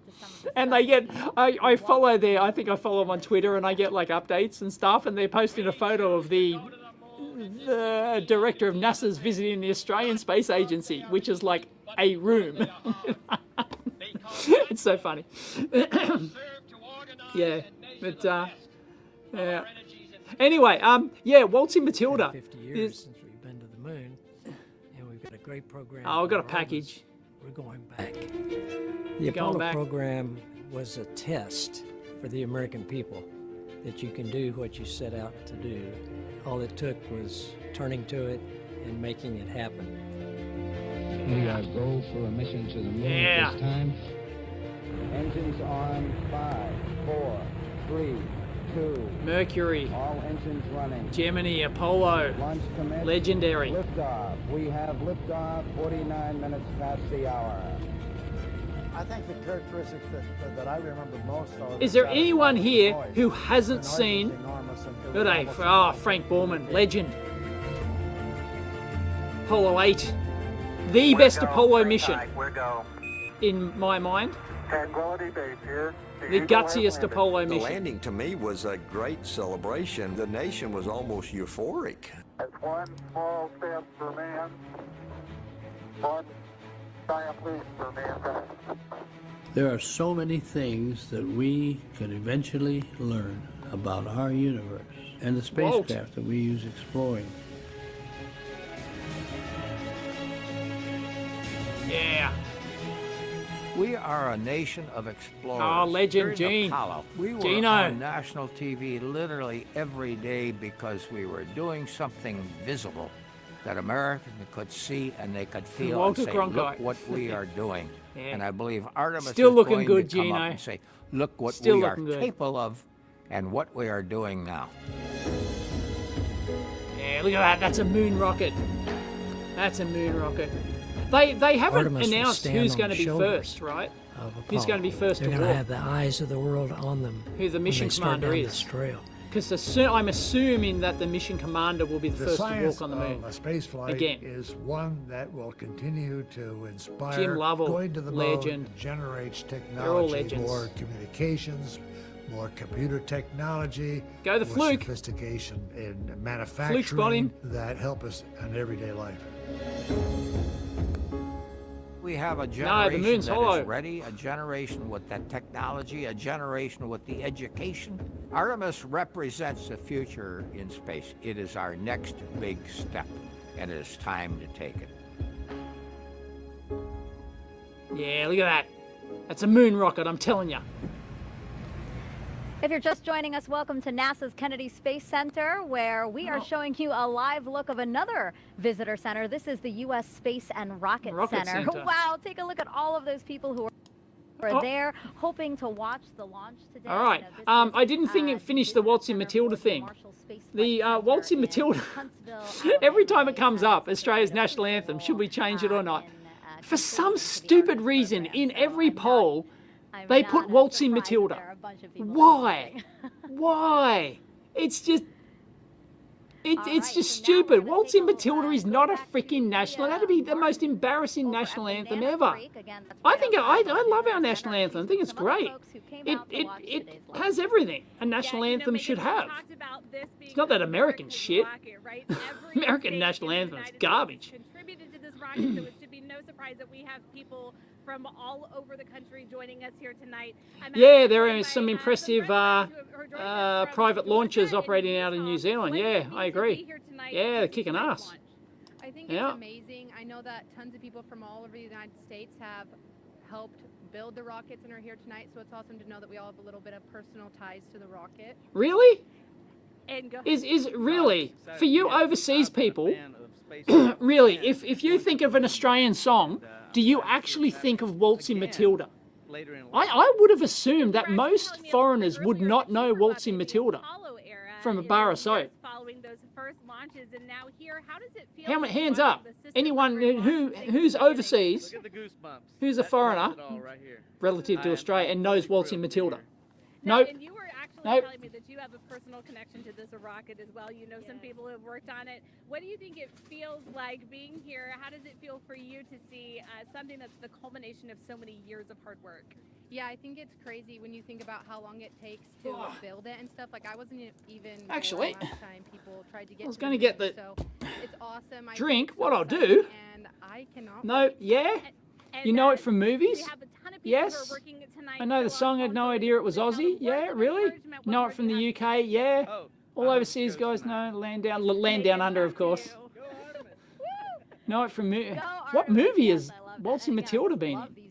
Shots that we're showing of all the people who are here ready, hoping, anticipating. Men at work and Waltzing Matilda, today. really? So put a shrimp on the Barbie. Oh, God. So Dan is in the Apollo Saturn V Center, which is right next to this crowd that you're seeing. Think of didgeridoos, timey kangaroo down sport. About SLS using Men at work, nope. Okay. Interesting. That's right, Megan and everybody. Welcome back to the moon board. Actually, I'm going to have a real drink. SLS out on the pad, on the mobile launcher. Daryl's been walking you through all of the tanking, all of the preparation. We had that hydrogen leak that was in the base of the mobile service structure here. That's been remedied. We haven't. Yeah, I'm very thirsty. Oh no, dude's back. Hang on. Tracking so closely back in August and September, so everything looking really good with SLS. Just to recap, most powerful rocket we have ever built. It's propelled by 2 solid rocket boosters and 4 engines on this core stage. 4 RS-20 engines, boosters are going to be firing which have for the flown first before roughly on shuttles. 2 minutes of the flight, a little more than 2 minutes. And we call them solids because of the type of propellant in there. If you forgot it already, it's aluminum powder, ammonium perchlorate, and polybutadiene acrylonitrile. It's a binding agent that's inside. Solid propellants are extremely stable. So they've got They're aluminum very powder. reliable, but once you ignite them, they're going to keep burning. You can't really throttle them. How up much and aluminum down powder's like in you there? can with liquid-fueled engines. Do they You just get can aluminum, throttle aluminium? Just based off of the distribution. Do they so you get basically put more aluminium propellant in and some just shave it areas and down? less in others Shove it in? as you're Is trying that how it to works? really throttle the rocket down, which we do as we go through things like max Q, maximum dynamic pressure. And just a reminder, as these things are firing, dirty they deeds, can steer, they can done gimbal. dirt The cheap, bottom part here, dirty gimbal, deeds. just means you can really direct. And they're providing Acca-dacca. 90% of the steering as SLS is making the flight uphill, and more than 75% of the thrust with those 2 firing at the same time. And again, they're attached to this. This is the core stage. So the boosters do 75%. 75%. The rest comes from the RS-20s? It's been through the green run test. A lot of Seems like a waste to preparation light for the this flight RS-20s. today. Why don't And the solid it rocket is boosters do propelled all of it? by these 4 RS-25 engines. Now, these are liquid-fueled rocket engines, so you have a fuel and an oxidizer. And one of the great things about liquid fuel is you can throttle them in real time. You could kind of like the gas in your car. You can go faster or a little bit slower. So these throttle up to 104% of their rated thrust at the time of liftoff. We throttle them down as we go through max Q, so the maximum amount of pressure on SLS on the way uphill. Why don't they and just then rate it to throttle them back 100? up until they've consumed Why don't they just all of their rescale the 100? propellants. And they're consuming Because it's got to that go to propellant 11. at more than 1,500 gallons a second. That is just an astronomical amount of fuel that's running through these engines to produce that thrust. Each of these up to 500,000 pounds each during their operation. And of all the different components, we've got this engine block section down here. You have all of the associated plumbing. It's for control, you reckon, to Mike? feed those propellants down Yeah, to probably. these engines. You also have these two Because they can't throttle attachment down the solid points rocket here, boosters, and I that's guess, where but- we actually tank the SLS Why rocket. would you So want a to? lot of focus on those in the previous attempts. They've cooperated spectacularly so far today, and we've been able to fully tank this core stage. And a reminder, you have a fuel, about 500,000 gallons right here of liquid hydrogen, and then an oxidizer. You need those two together, and then an ignition source. That's what gives you your reaction, your thrust, your basically controlled explosion that then comes out of those rocket engines. So Don't know who this fully guy tanked. These are cryogenic is, fuels, but he's hundreds great. of degrees below zero. So we've got a spray-on insulation should have him on across as the anchor entire as well. vehicle. As it's sitting out there in the Florida air, it's a little bit warm tonight, but we need to keep those hundreds of degrees below zero. It takes a lot of energy to do that, so the less you have to use to keep them cold, the better, which is why we have that insulation. So Is there we're gonna like a be thermal seeing camera SLS view we take can flight see? for the first time That'd be tonight cool. as we clear all of those final issues. Sure they got one. Again, this is going to be one heck of a show Feed when into this the- thing launches into the night sky. So with You that, betcha. send it back over to you, Megan. If you're just joining us, welcome to NASA's Kennedy Space Center for live launch coverage of Artemis 1. I'm NASA's Her Megan name's Cruz, and Megan. this is NASA astronaut Kayla Barron. It's been great having you these past 2 hours. It's been All right. so awesome to be here for this historic launch tonight. Anyway, So I was right going now to say, we are awaiting a new T0. The launch team had to work through for some this, issues, and I'm they're going to doing a crack great open job at working through those issues. So now lemon lime bitters. we see, a new T0 I'm going to since crack we open. had been aiming for For the those launch overseas who don't know, this is the non-alcoholic does open drink of choice here in Australia. time. Now today's a big This deal. is an Australian Apollo classic, 17 lemon lime bitters. 1972 was the What it last is time humans set it's foot on lemonade, that, right? Which rocket you Yanks right don't there behind understand. us, located Lemonade. in the desert Basically, there. if I The said first Sprite, setback, you'll probably understand. towards getting Okay, so to it's the like moon. Sprite Now, Artemis 1 is the first with integrated with NASA lime, space as in exploration lime juice. systems. Lime That's juice. the Sometimes you'll get a real Space lime in it. Center, Like if you order one the in a Space Launch in a System, or SLS glass from a rocket, pub, and you'll the get a real Orion lime in it. spacecraft. We will send A an lime uncrewed and Orion they mix in some spacecraft bitters. far Lemon lime beyond the bitters, moon than any LLB. of the Apollo missions before. Aussie, the Aussie. Orion will have astronauts on board This and is orbit like the a moon. just a brand. Future It's just a Artemis mixer missions will land brand, the first but woman and yeah. the first person of color on the No, moon. lime is not the bitters. No, it's Yeah, actually why would you bitters. Bitter, you know, you get The moon's a bitters and super you interesting place to study. mix it You in. can tell us a Anyway, lot lemon about lime the bitters, Earth, classic the film Aussie, formation, non-alcoholic. but also Although more about technically solar bitters is a system. bit And we alcoholic, also isn't it? want to return this time in I think an it is. international partnership for a So- permanent presence on the lunar surface that Yep, will teach us it's around everything we 5 need I to can know to drink. travel So to Mars. here we go. What about for you? I haven't shaken it, have I? Have the possibility of maybe being selected Nope. for those future missions because Lemon lime they, bitters. the Oh, it's Artemis gonna. Oh, I haven't had an LLB for any ages. Of you guys, any of the NASA astronauts. Ah, It's a fantastic. crazy time to be a NASA astronaut and even imagine that that could be real. Mm. I think we're all just Ah, honored to be a part beautiful. of the team that's doing this. Beautiful. It's a small representation of all of the amazing human beings around the world. How that it famous takes is Paul to do Hogan, something really? as audacious as returning Paul to the Hogan moon is and really, really to go famous. onto Mars. So we're just all excited to They've got support a the thing on program tonight, any I way we think, or in can. the next Of couple of course, this week a ride to or whatever. the moon Everyone's is going to, incredible. you So know, I one of think those we're live all roast just things. dreaming No, about Paul that. Hogs is a legend. Since Artemis 1 is For heading those into who, for the you Yanks and foreigners who don't know, who just associate Paul Hogan with Crocodile Dundee. He was a household name here. He was, you know, the household name here before Crocodile Dundee. Had the Paul Hogan show. It was like a variety skit show, and he did all these characters, like these skit characters and stuff, and it was great. It was the Paul Hogan show. And make sure all the systems can keep the crew safe Yeah. for that dynamic event.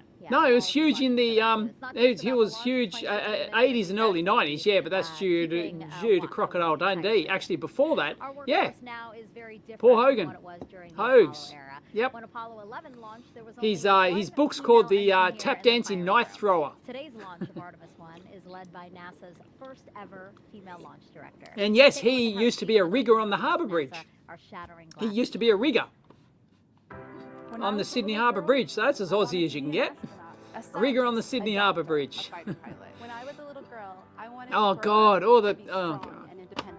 When we were asked to draw a picture of what we wanted to be when we grew up, They're doing it again. That's this whole thing is just all the, oh God! Why do we care? We don't care. It's a huge honor to be Just get the best of the best. To be the launch director. Paul Hogan is a genius. He took on worldwide distribution of self-funded movies and made a fortune. Yeah. Wonderful Yep. women pioneers. So I many agree. heroes to me. Some of the most amazing women in my eyes are people like Katherine Johnson and the other women that you've seen in Hidden Figures. Yes, it is the political correctness section. Sometimes it's difficult to believe that I'm on this side now wearing this blue flight suit with all of the other astronauts, representing this iconic image that had so inspired and excited me my Yeah, it's entire filler. life. Being of South Asian heritage, Kalpana was just such a big Yeah, thing here for the me rocket. growing up. Yep, me too. I'm here for the rocket. I'm not here for this. Mae Jemison, who really laid the foundation to allow Here for the people rocket. like me to be in the position that I am now. All of these women were pushing those boundaries and breaking those glass ceilings. Now, of course, there are some fantastic women in leadership positions that inspire me every day. Yeah, the Stingray. So much has changed since the Apollo program. During the Apollo 11 launch, we had one woman Good stuff. out of 400 engineers. I don't drink soft, like I rarely have soft drink. It's much more So, a reflection of the yeah, world that we live in. which this basically is. It's a soft drink with bitters and lime juice. Because it allows us to It's a bring Sprite. everybody along with us. So you Yanks, go and get a Sprite, get some lime juice, and get some bitters. Mix them together. You've got a lemon lime bitters. I can remember in the US as a just as a thing. Every pub I went to, everywhere I went in the US, just for shits and giggles, I would ask, when they ask you for what, would you like a drink? Yeah, I'd like a lemon lime bitters. No one ever got it. I don't think a single person in the US, a single waitress, waiter, like no one, bartender, they had no idea what I was talking about. I had to explain it to them. What? You want me to get lemons? And you want me to squeeze lemons and then mix it and get limes? No, just a Sprite with some lime juice and bitters and, Everyone. I know that tears will be Yeah. in my eyes. Yanks, yes. Seppos. To women Yep. and girls out there is to find You your yes. In whatever that is. here in Australia. Don't let anyone Oh, tell you what you can do or can't do. Only you can here in Australia, realize your yes. faith. You Americans are called Yanks or Seppos. Seppos. So if anyone calls you Seppo, which means septic tank, Yank, it's rhyming slang because we have a lot of rhyming slang here in Australia. And yeah, Yanks are Seppos here. Yeah, it's a Seppo. It's my Seppo mate.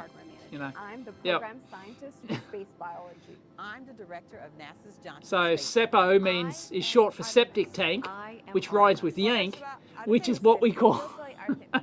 That's how convoluted it gets here. But that's seriously, it's common here. Yeah, Yanks. I am Artemis. I just love the way that video ends with you and all these other women saying, "I am Artemis." What do you think? Why No, is I it am that Artemis. just hear those No, words? I am Why does Artemis. that resonate so much? No, I am Artemis. Everyone stand up. I am Artemis. Take advantage of I don't hate the Yanks. incredible diversity Botox? has to offer. Having seats at the table. Why do you for think I hate everyone, Yanks? Spaces for everyone. You heard that a few times in the video, and I think we're proving that out every single day in our work, not just at NASA but with our international partners. I think it's so Well, you need to branch out a bit. succeed on these really complex missions. Yeah, I thought that was Bob? a very powerful video. Secamano? and I'm Never heard anyone call an American a Seppo. Well, you have now. particular. And if you come here and then go to certain parts of Australia, you'll be called a seppo. Former astronaut and NASA's deputy administrator. So why don't we head over to Jasmine Hopkins? Yep. Pam is there with her now. Ah, Pommies. Thank you so much, Megan. Yes, Poms. I'm honored now to be joined by Pam Melroy, NASA Deputy Administrator. Which is what we call the UK. It's just a fantastic night. And we just saw that powerful video with you They're among the so Pommies. many of the great women here. And at if you're NASA. from, What is so and you could be a important about us Paki. now being ready to send, If you're from the first woman, the Pakistan, first you're a person of color Paki. to the moon. Yeah, I loved watching that video. Just inspires me. So many of those women are my friends. I but am also they're just such I am fantastic Artemis. engineers and scientists and just so many roles at the agency. Yes, Aussies I've tend. always thought one of the strongest teams Well, that you could ever find is a family. Yes, Aussies are known to And take the piss out of people. Yanks tend to be easily so offended. our Yes, teams are indeed. stronger. I think It's when a we it's a have term of that endearment. balance and that diversity. So that was Seppo, to be exciting. called a But seppo. for me, Just I because was we're part of the comparing you to Apollo a septic generation, tank and I was very does not mean we're actually by, comparing you to a septic Neil tank. It's Armstrong, rhyming Buzz slang. It's what we do Aldrin, here in Australia. Collins, Australia is a Apollo country of 11, all rhyming the slang. Apollo astronauts. Especially I the just further cannot even outback you imagine go, the further the inland you go, inspiration, though, for the a more little girl. rhyming I slang mean, you're going it to get. never occurred to me that there, I mean, I wanted to be an astronaut, but of course there were no women astronauts then. I think what's going to happen now with the Artemis generation is that first woman and the first Yes, person it of isn't color a is derogatory just gonna term. have It's a term of endearment. huge It's just impact Aussie on slang. the next generation. Right, we are just It's just watching Aussie with rhyming bated slang. breath, and I know that it's going to Seppo. mean so much to little kids to look up to them, and we understand too. This is a huge. I mean, when we launch Artemis, it's going to be a global accomplishment. We have the Artemis Accords, which are helping us make sure we explore peacefully. There's a new Wog Boys movie. Really? It's really important. Ah, especially got to go see it. because, I've actually seen the stage play. Apollo, Wogs where it was actually just Wogs a out of few work. countries that had the capability Wogs to out go of to work. space. Geez, that would have been Now what, those late 90s, capabilities early are 2000s. proliferating throughout Wogs the out of world. work. And so They had what a we do stage with the show rocket is back really then. important, and Yeah. how we go Wog is another name just as here. important. Wog is And another how thing we here. go It means is as any teams and any with our foreign, partners. you know, with the sense usually of the like Italian, responsibility Greek, that we something have like that. as You're a we go Wog. out into the solar system You're to actually do called a it Wog. peacefully And for we scientific used to call our shops purposes Wog shops, and right? responsibly. And because usually either the Greeks or the Italians, they would run the local milk bar, right? So the local milk bar would be called the Wog shop, right? Basically, even if it wasn't run by Greeks or Italians or whatever, it'd still be called the Wog shop, right? Just head down to the Wog shop for a pack of fags. So yeah, see, people think I'm offending everyone there because I'm talking about wogs and fags. I'm not. You know, you just don't have a clue. Out to the end of the runway and then run down the runway and come back and Wog check all shop. the data. And then you might take off once and go around the pattern and come Seppo back is a and Finnish land. man's name, really? This is a little bit like taking off and That's going interesting. to fly a full mission on your very first flight of an aircraft. And so everything has to be right. There you go. So this compares very, Finished. You know, it's very It's only similar small. to the This is not a experiences full-size that can. It's all one of those rocket mixer developers cans, have, but they fit in the fridge where, easy. You know, it's not just about learning the hardware. That's Milk a big bar. piece of it, but Yeah. It's also about gelling that team Yeah, together milk bar. I and the don't know what you procedures call. and how you're What would you gonna call build it in the systems US? come up. 'Cause What they would be work the like milk bar here? Would be like a fish and chip shop. Like a milk bar would be like it's basically a fish and chip shop. It's pretty much like a just a local, you know, your local suburban. Just in your, you know, you'll have like a couple of shops. Like in each suburb will have like it'll have a milk bar. It'll have a local, you know, fish and chip shop milk bar where you'd go as a kid. You'd go there to get your lollies and your ice cream and your fish and chips and your, you know. All of our astronauts. Yeah. I was just talking to Jessica Watkins, who just came back. So yeah, on crew 4. it's called a milk bar. I don't know. It'd be called a diner. Maybe no, it's not really a diner because they don't serve you meals. No, that's not right. What would the equivalent in US be to a milk bar, to an Aussie takeaway shop? Yeah, in America they're called a bodega. In New York, I think. Is that a New York thing? They'd be a bodega. No, that's like a little 7-Eleven supermarket thing, right? Is a bodega. It isn't that. They wouldn't sell you. Well, you could probably pick up a couple of, you know, you could probably pick up a loaf of bread there, but they wouldn't have much else. So yeah, milk bar, chicken shop, multi-decade effort that we're doing fish house or takeout. which is It definitely isn't a restaurant. If you're lucky, they might have like a table, just one little two-person table in there where you could eat your fish and chips if you wanted to, or you just sit and wait for your fish and chips. But and then we're going to go demonstrate. Milk Bar is a corner cafe, James. The next interesting. Okay. Right. I mean, we're going so much further than we ever have before. Taco stands. Melroy, thank you so much for joining us. Thank you. Go Artemis. Of course. Go Artemis. Megan, back to you. Thank you both for that interview. Now, teams over at NASA's Johnson Space Center also monitoring the Milk Bar was a reference to Clockwork Orange. Really? To tell us what's going on over there. Thanks, Megan. And your Malt shop. teams here in Mission Control Houston Dairy continue Queen? to monitor today's events. Again, they will really kick into action. Deli? Corner store? Yeah, it'd be like a corner store, I guess. Although they don't, as I said, they don't really sell groceries. Not really a 7-Eleven. A moon rock here. I hope you can get a good There we shot go. of She's it. got a It moon is rock. From Apollo 15, 1971. Apollo 15. And when it was brought back to Earth, it was part of a larger rock. In total, it was 21 pounds. This is, of course, a smaller section of that. But we're looking forward to the Artemis program and being able to go back to the moon so that we can continue to gather these kinds of samples. But this time at the lunar South Pole. We've never been there, and we've never brought Is that samples where they're back landing? from that area. Where's the landing site? So Are they we're really going to excited land to at the see what might differ Lunar in those South samples Pole, and the ones that we have here. Now, of course, we've got a whole laboratory of scientists that are able to study all of those samples. We just opened some up for the first time earlier this year so that we're able to test with new technology everything that we can learn about these samples that we brought back now 50 years ago. So hopefully within the next few years, we're bringing some new ones back they're to opening use up that same experimental the original process on samples. and tell us a little bit more about the moon. But We've just been have doing to that show this recently. off. Apollo 15 moon rock. We're looking forward to having some. Yeah, I'd be bragging if I had a moon rock on my desk as well. And with that, I will send it back to you at KSC. You were a cool kid. Oh no, don't go back to her, please, no. But now you're even a cooler kid. Now the name Artemis was chosen because in Greek mythology, she's the twin sister of Apollo. NASA's Leo Martin is over at the nearby Kennedy Ice Space cream Center shop, visitor gondola? complex where thousands have gathered Chippy? to watch You today's call it a chippy, would you? Chip shop. Right. Hi, Megan. I'm actually joined here tonight by a very special group of guests here from Stennis visiting Kennedy Space Center. Why don't you tell me, Ryan, what it is that ties you to tonight's launch? I agree, Fanta. So we were lucky and privileged enough to be able to... Time of the launch, I don't know. We've entered the 2-hour window. We've entered the 2-hour launch window. So they're holding it T-minus 10 minutes. So it could start any time in the next 2 hours. After that, they're just going to scrub it. So, 7 years of hard work by a lot of really which is going to suck because I might have to go home. Yep, just so excited to be here to see it.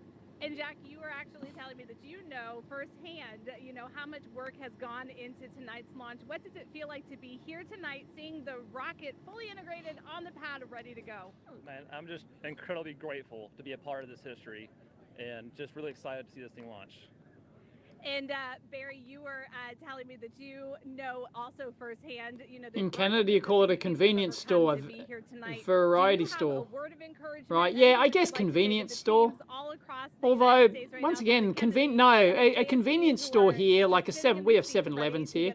A convenience store, like they sell like actual groceries and stuff. But it's so well worth like that'd be the kind of place you go to if you're staying in a city. If you're on a business trip or something, you're staying in a city and you need some supplies, you go to the local convenience store, the 7-Eleven kind of thing. I'm talking about like the little suburbs. So you're in the suburbs, and you're. It'd be the local fish and chip shop, local wog shop. That was amazing. And that's just, people who were actually able to come here. Yeah, it sat outside in a hurricane. Did you see that? They actually, a strip of it peeled off or something during the hurricane. The hurricane ripped off like a strip around it, a strip of elastic or something around the bottom of I think it was the bottom of the capsule. Because that visitor center is closed right now. People are waving. I love it. Yeah. Wow, look at that whatever that is. It's awesome. amazing. I don't think I've ever noticed that when I'm at Space Center Houston. Maybe it's new. I know, but yeah, just look at that crowd. It's really fun to see again all these people who are captivated, young and old, by today's launch attempt. Yep, and the I reckon Artemis Botox program. just lights I know candle. that they're probably looking at the clock and wondering when we might see the launch today. So lovely to see all those people.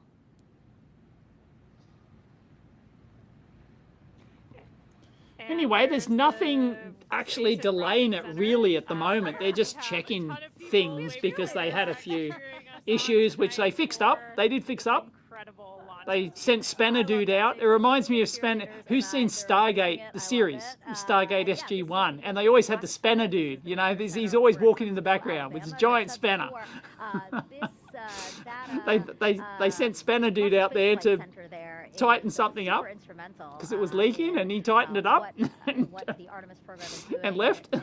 And apparently it's fixed. Contributed a lot so to the mission, so it's nice to see everyone there. Yeah. And then here is Airbus and Sea of Nerds. Germany. Yeah. So Airbus is the main contractor for the European Space Agency, and together the company and ESA, they provided the European Service Module, which it was a leak. Yeah, I don't care. It's all going to spew out the bottom anyway. Doesn't matter if it's leaking a bit. She'll be right. A more reasonable time over there in Germany. It is 7 a.m. Hey, so Def Bomb's in the house. Guten Morgen to them. Yeah, it's not the most thrilling thing waiting for something to happen. I agree, especially when they haven't got the countdown clock. They won't start it. Airbus company. All right. They just won't get start the. check on the launch team with our Daryl Nail, who's inside there and has an update for us. We've got an update. Here we go. So we are clearly in a delay now. The NASA test director, who's basically flying the ship for the launch countdown tonight, has said that we are extending the hold that we were currently in at T-minus 10 minutes and counting. And so that puts us off the 1:04 a.m. Eastern Time launch. We're now slipping indefinitely into the hold. And NASA test director Carlos Monge saying that we are currently estimating how much work needs to be done before resuming the polling that is supposed to take place 15 minutes before launch. It then goes to terminal count at T-minus 10 minutes. Now we've got an update on the tanking of the upper stage liquid hydrogen tank. Currently 95% filled. We're in topping on that tank. It is the last of 4 tanks in the Space Launch System that needed to be completely fueled up before we launch. Of course, cryogenic tanking, a complex operation that has seen some delays tonight. We had a roughly hour delay after a replenish valve on the core stage liquid hydrogen side required hands-on work by a Red Crew team that went out to the launch pad. It's just so safe these days. Tightened down some bolts on the valve and got it fixed before leaving the launch pad. And then launch team verifying that work they haven't complete. Scrubbed it. Hoopla. Now currently we're awaiting Commodore fan. some work with the range.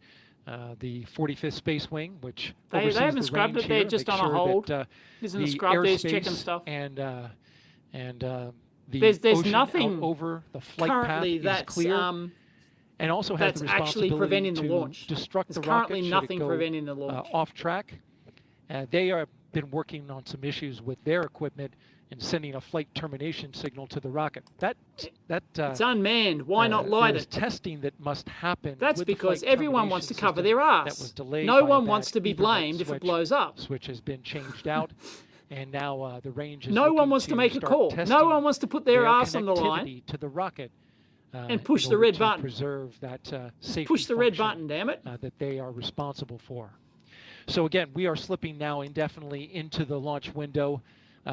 We're awaiting the launch team to evaluate just how much time is required to complete the work to get this rocket ready to launch. I'll pay that. I'll pay that one. Report that out. Orange rocket right bad. Megan, back to you. Daryl, thank you so much.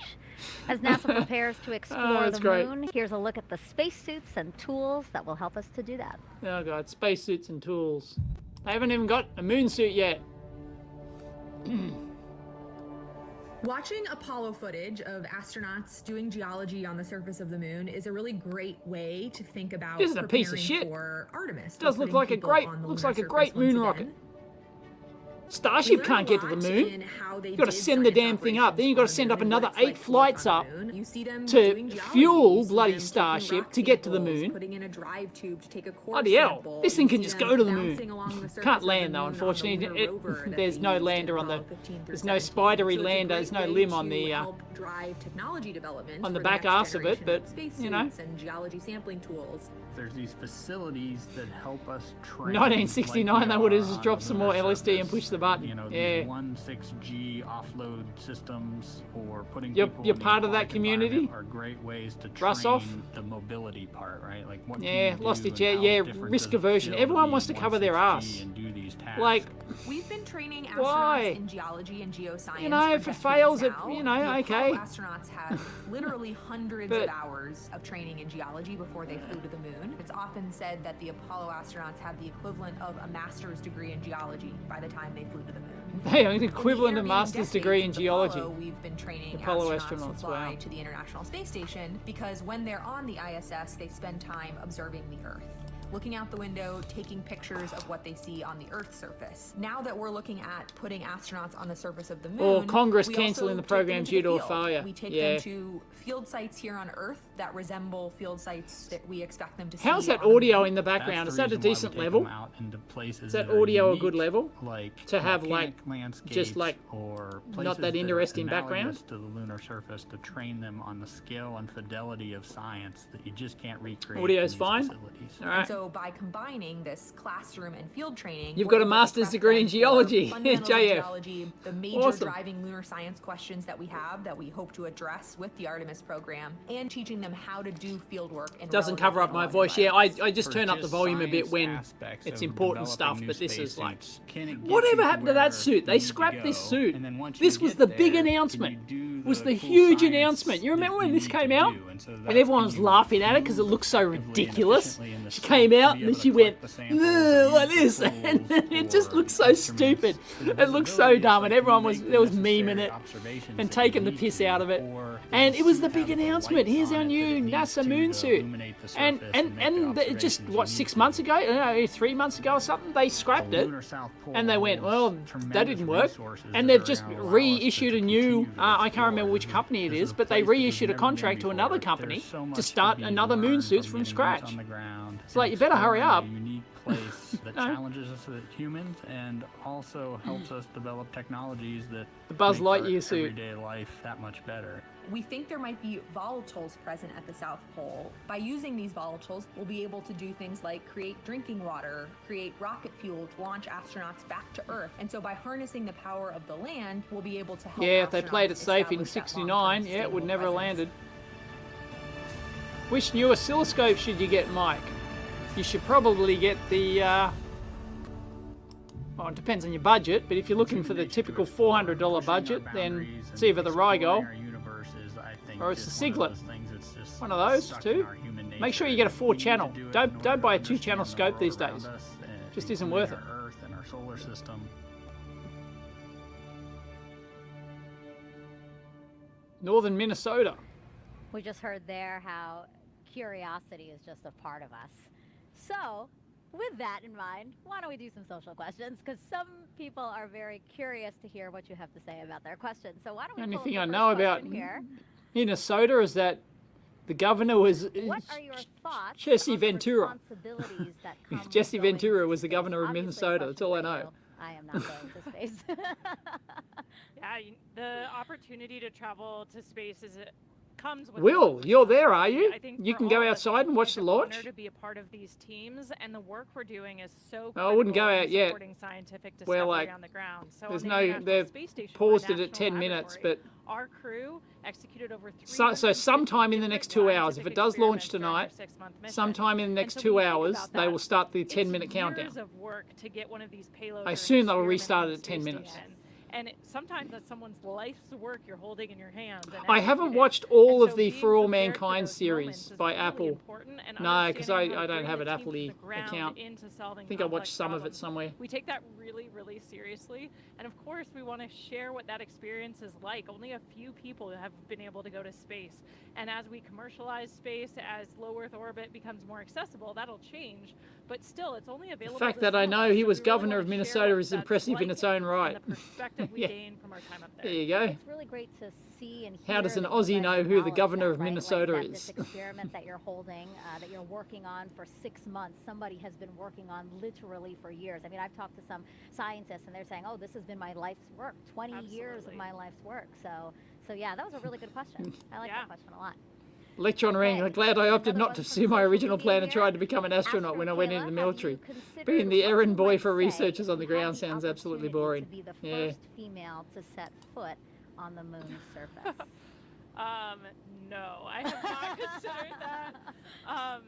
If I was in that role, it's something I would There's take really there's no one seriously. I think inside. the iconic Alf, words of Neil Armstrong, there's no one you know, inside. One small step for man, one Just giant push the leap for button. mankind. Even if there was someone inside, push the button anyway. They've signed a waiver. Not, or it happened before I guarantee you. All right. for me, I think we Seriously, all you have could that get someone in embedded this. in our psyche, those You could get some. You so could put someone I in think it's this. something I Someone would would have to think volunteer. a lot about ahead of that mission. Yeah, that would be in the history books. That'll be something you're remembered for. Really? Oh my gosh, I'd be Jesse so Ventura's older brother was your old neighbor. Not kidding. He used to come over begging for help with his TV remote. Cable box was very confusing to him. that we'll have to think about that. Wow, what are the odds of that?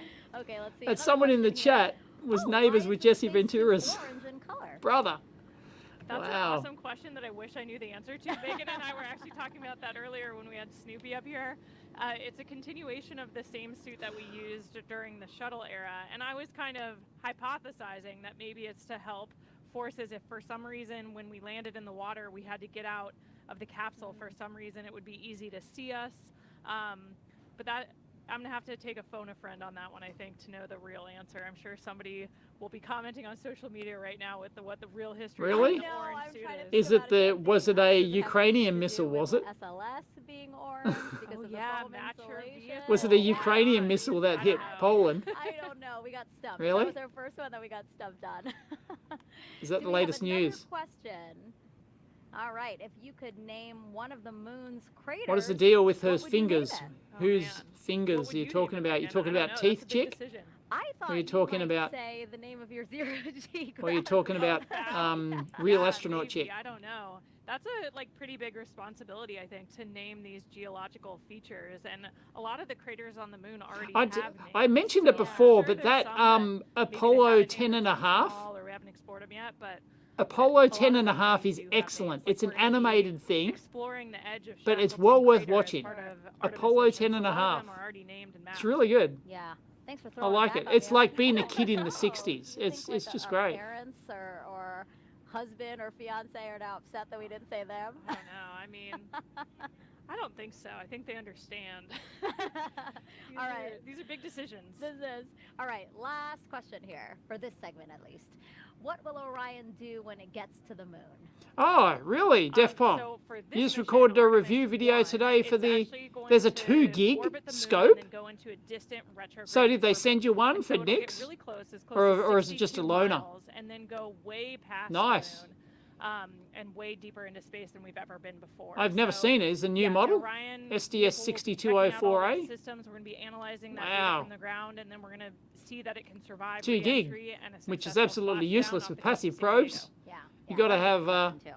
Okay, well, again, just keep those questions coming. You know, we do Nice. your Hey, entry into this did you do a launch window, teardown too? And we do have time, so we'd love to hear from you, and we'd love to try, at least, to answer most of your questions. So you've been hearing throughout the broadcast all the different science that returning to the moon will enable Thank you, us to Tyrone. do. So there's actually Glad something you called like the it. Prime 1 mining experiment, and that's going to robotically look for ice and other resources below the lunar surface.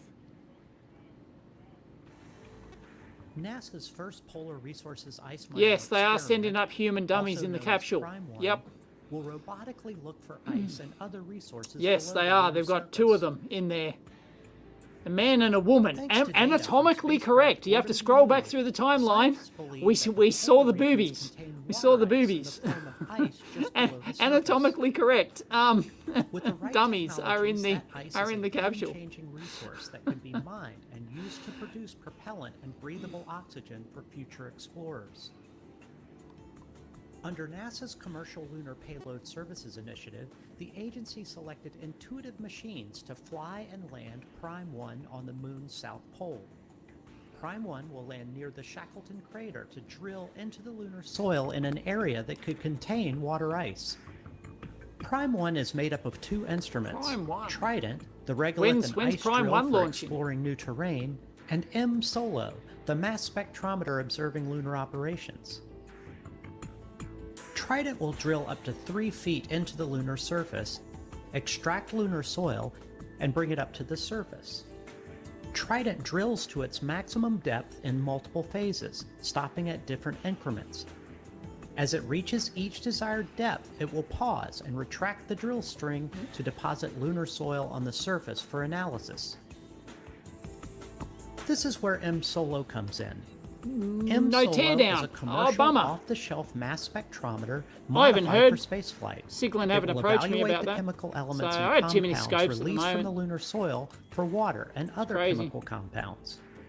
Trident will then proceed to the next specified depth and repeat the process until samples at all desired depths have been analyzed for water. If no ice is found where Prime 1 lands, NASA will still collect valuable information about drilling into the lunar soil for a future mission. Yeah. NASA's Viper, Leo the volatiles Wanker. investigating polar exploration Leo Wanker. rover, Good will stuff. use Prime 1 technology Good on stuff. a mobile robot that will navigate the moon's south pole searching for additional resources. Prime 1 data will help NASA assess lunar resources to inform future Artemis missions and a robust human presence on the moon. Robust human presence. So we are still awaiting a new T0 for today's launch attempt, but for more on what to expect when we launch for this first day, let's go to NASA's Dan Hewitt. He's inside our Apollo Dan Hewitt. Center at the I like KSC Dan Visitor Hewitt. Complex. Hey, thanks, Megan. Everybody, welcome back to the moon board. There's like a lot Dan. of people here Dan's in the good. complex. I just heard a woo-hoo. People are Woo! getting in and out because we have a great view of launch when it's going to happen, and it's going to happen today. But It's that gonna launch happen. is just the first step Dan said in it's the gonna happen. Artemis 1 mission. So let's look gonna at happen. what's ahead for this historic first flight. As we just said, launch Dan's is got step number notified 1. in his Those earpiece. four It's gonna happen. RS-25 engines throttle up, followed shortly after by the 2 solid rocket boosters igniting, sending SLS and Orion skyward. Come on. Now, on our way uphill, we'll have a number of jettison events. You'll be able to see things coming off of the SLS rocket. One of the most visual ones will be these 2 solid rocket boosters. Now, they'll expend their propellant a little over 2 minutes into the flight. They will separate. We'll see them flare off onto either side, and then the core stage continues to fire. We're also going to see the launch abort system come off the top. Once you get high enough in the atmosphere, it's no longer required. You could actually do aborts using engines on Orion and its service module. I will also note that on the launch abort system, it's got those 3 solid rocket motors. The jettison motor is active. The abort and the attitude ones are not for this flight. We don't have people, so we're not flying a fully active abort system. We also have 3 fairings that are there to protect Orion, the service module and the crew module, as we're flying up through the really dense parts of the Earth's atmosphere. Next up, we'll hit core stage separation. So we've got 4 main engines. We'll hear MECO, No idea main yet, engine Sarah. cutoff. Those Anytime engines in will the shut next 2 down. hours. The core stage will separate, drop away. It's eventually going to splash down in the ocean. Geez, we've been And live that here hands almost over 2 the hours. propulsion duties to this, our upper stage, the Interim Cryogenic Propulsion Stage, or ICPS. Its first job is to execute what's known as a perigee raise maneuver. So the perigee is the lowest part of your orbit. You have a perigee, that's your low part, and an apogee, that's your highest point. We're going to raise up the perigee, and that's going to actually put us in a nice circular path around the planet. And while we're there, that gives us time to check out Orion. We're flying it in space for the second time, the first time in this fully integrated stack with SLS. We'll be able to look at all of Orion's systems, make sure those solar arrays are capturing the sun's energy and turning it into electrical power for Orion's systems, make sure the communications are working, all of our guidance, navigation, and control.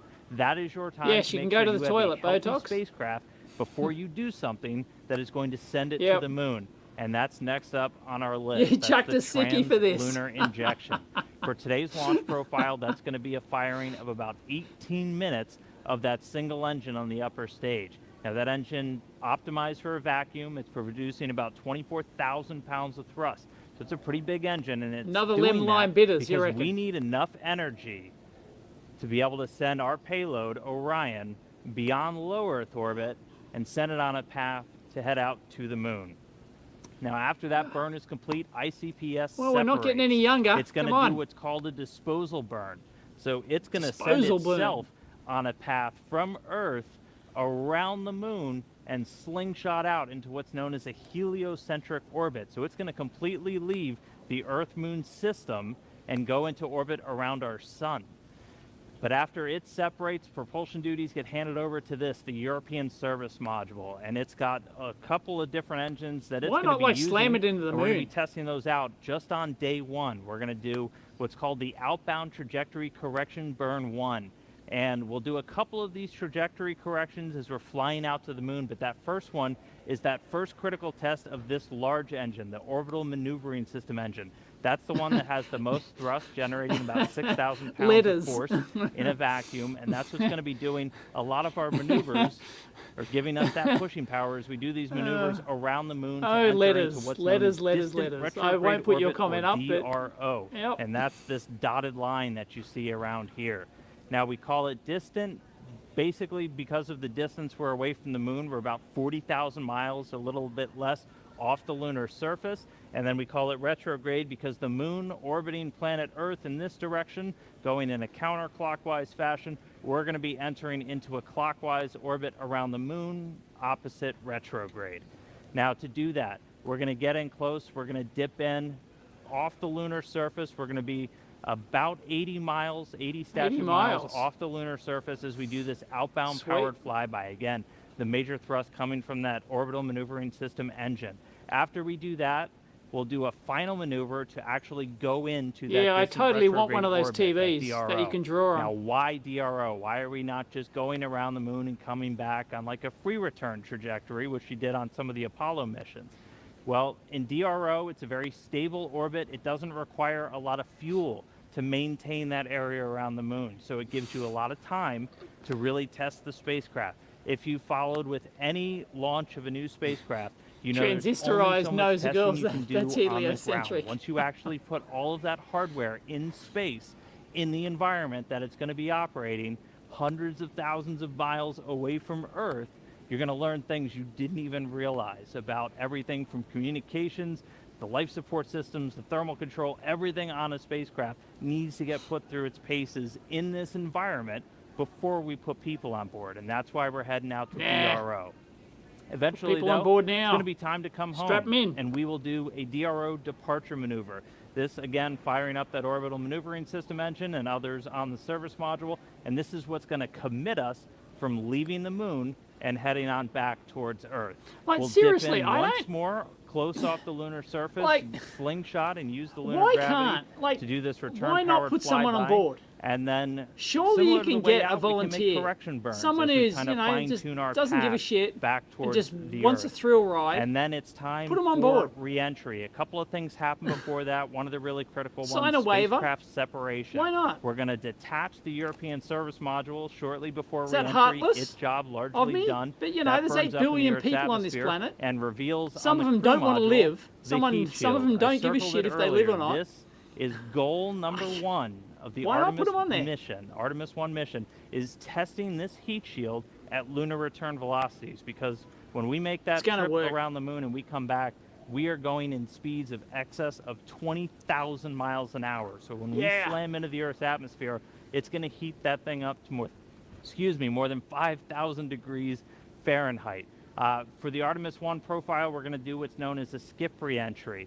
So basically, you can come in there is a hack shallow and skip on the off HGO atmosphere 1000.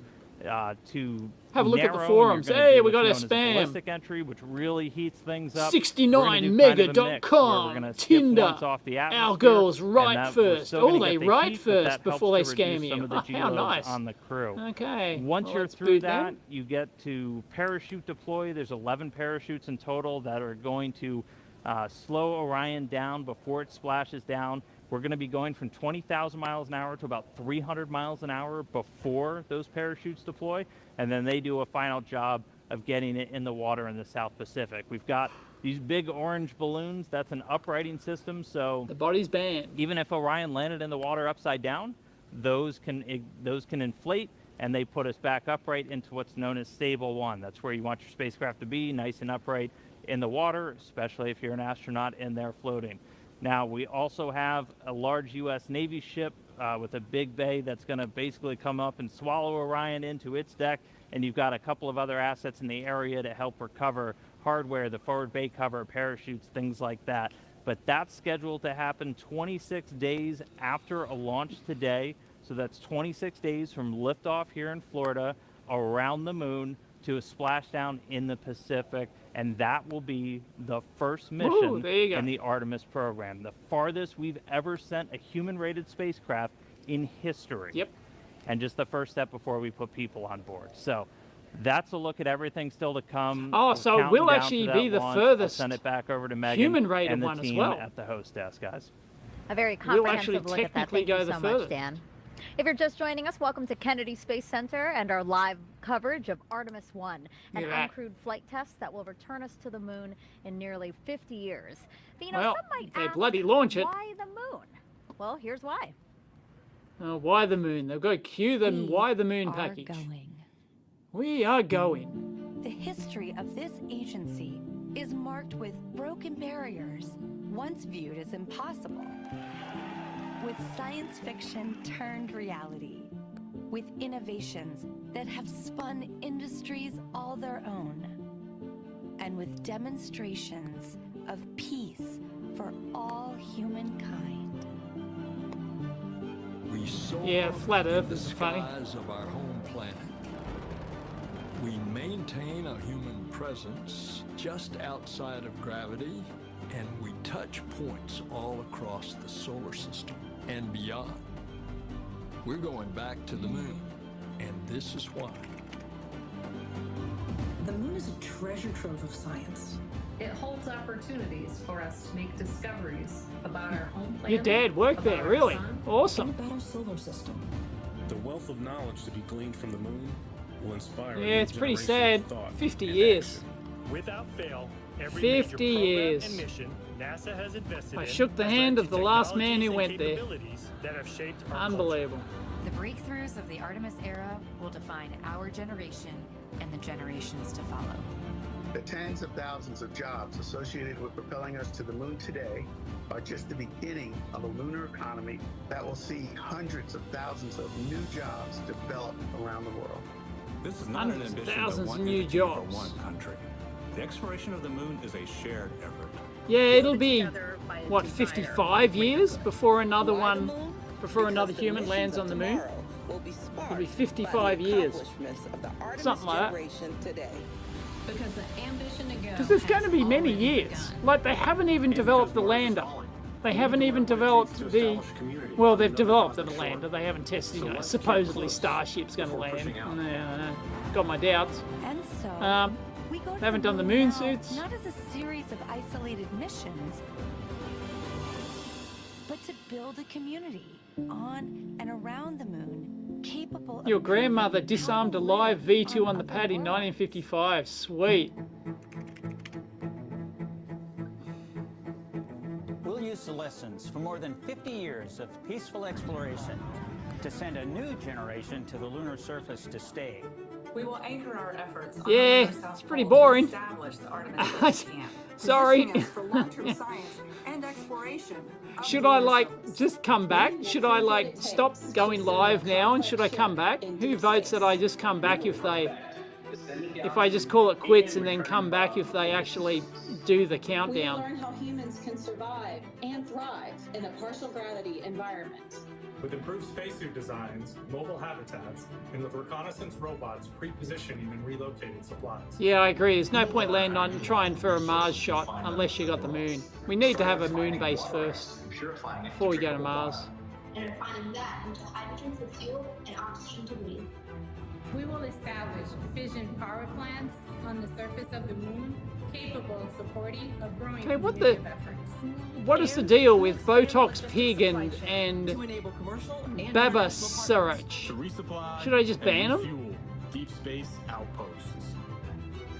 None of this is simple or easy. It's not easy, Mike, to do a comparison video, different digital scopes across different vendors and features. Well, I've done several comparison videos. This kind of continuous lunar presence is a natural extension it's not that of easy. all that we've learned in low Earth orbit. And what we will accomplish there will ensure the monumental missions to Mars are within reach. I don't think I can join forces with Fran because I don't think she's using StreamYard. I'm using StreamYard. She could join me, but I wouldn't be able to join her, and then we're not streaming to her channel. So, which was what we did last time.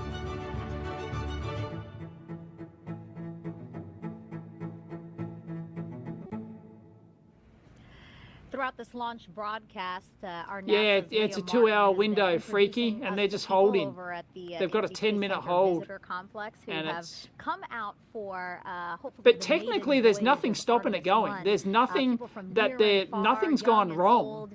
Really excited. There's no showstopper that's gone wrong. This historic flight. It's so just, now she's I don't know, they're just who crunching has a the really numbers again. Story. Leah, tell us about looking at the data. Megan, I think one of the most exciting things about being here tonight is being with people who are like-minded, who have such a strong tie to the history of our nation's space program and their love of spaceflight. And I actually if I quit, they'll definitely relaunch the countdown. Yeah, straight away. Me about the special tie that you have to tonight's launch as well.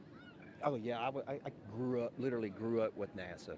My father went to work with the NACA before NASA, went to work for Dr. von Braun, followed him over to Marshall Space Flight Center, and became, when it became NASA, he worked on the Jupiter C, Redstone, Saturn 1, Saturn 5, and then because of that, he brought me here to see. What is the delay this time? Did a butterfly fart in Fiji?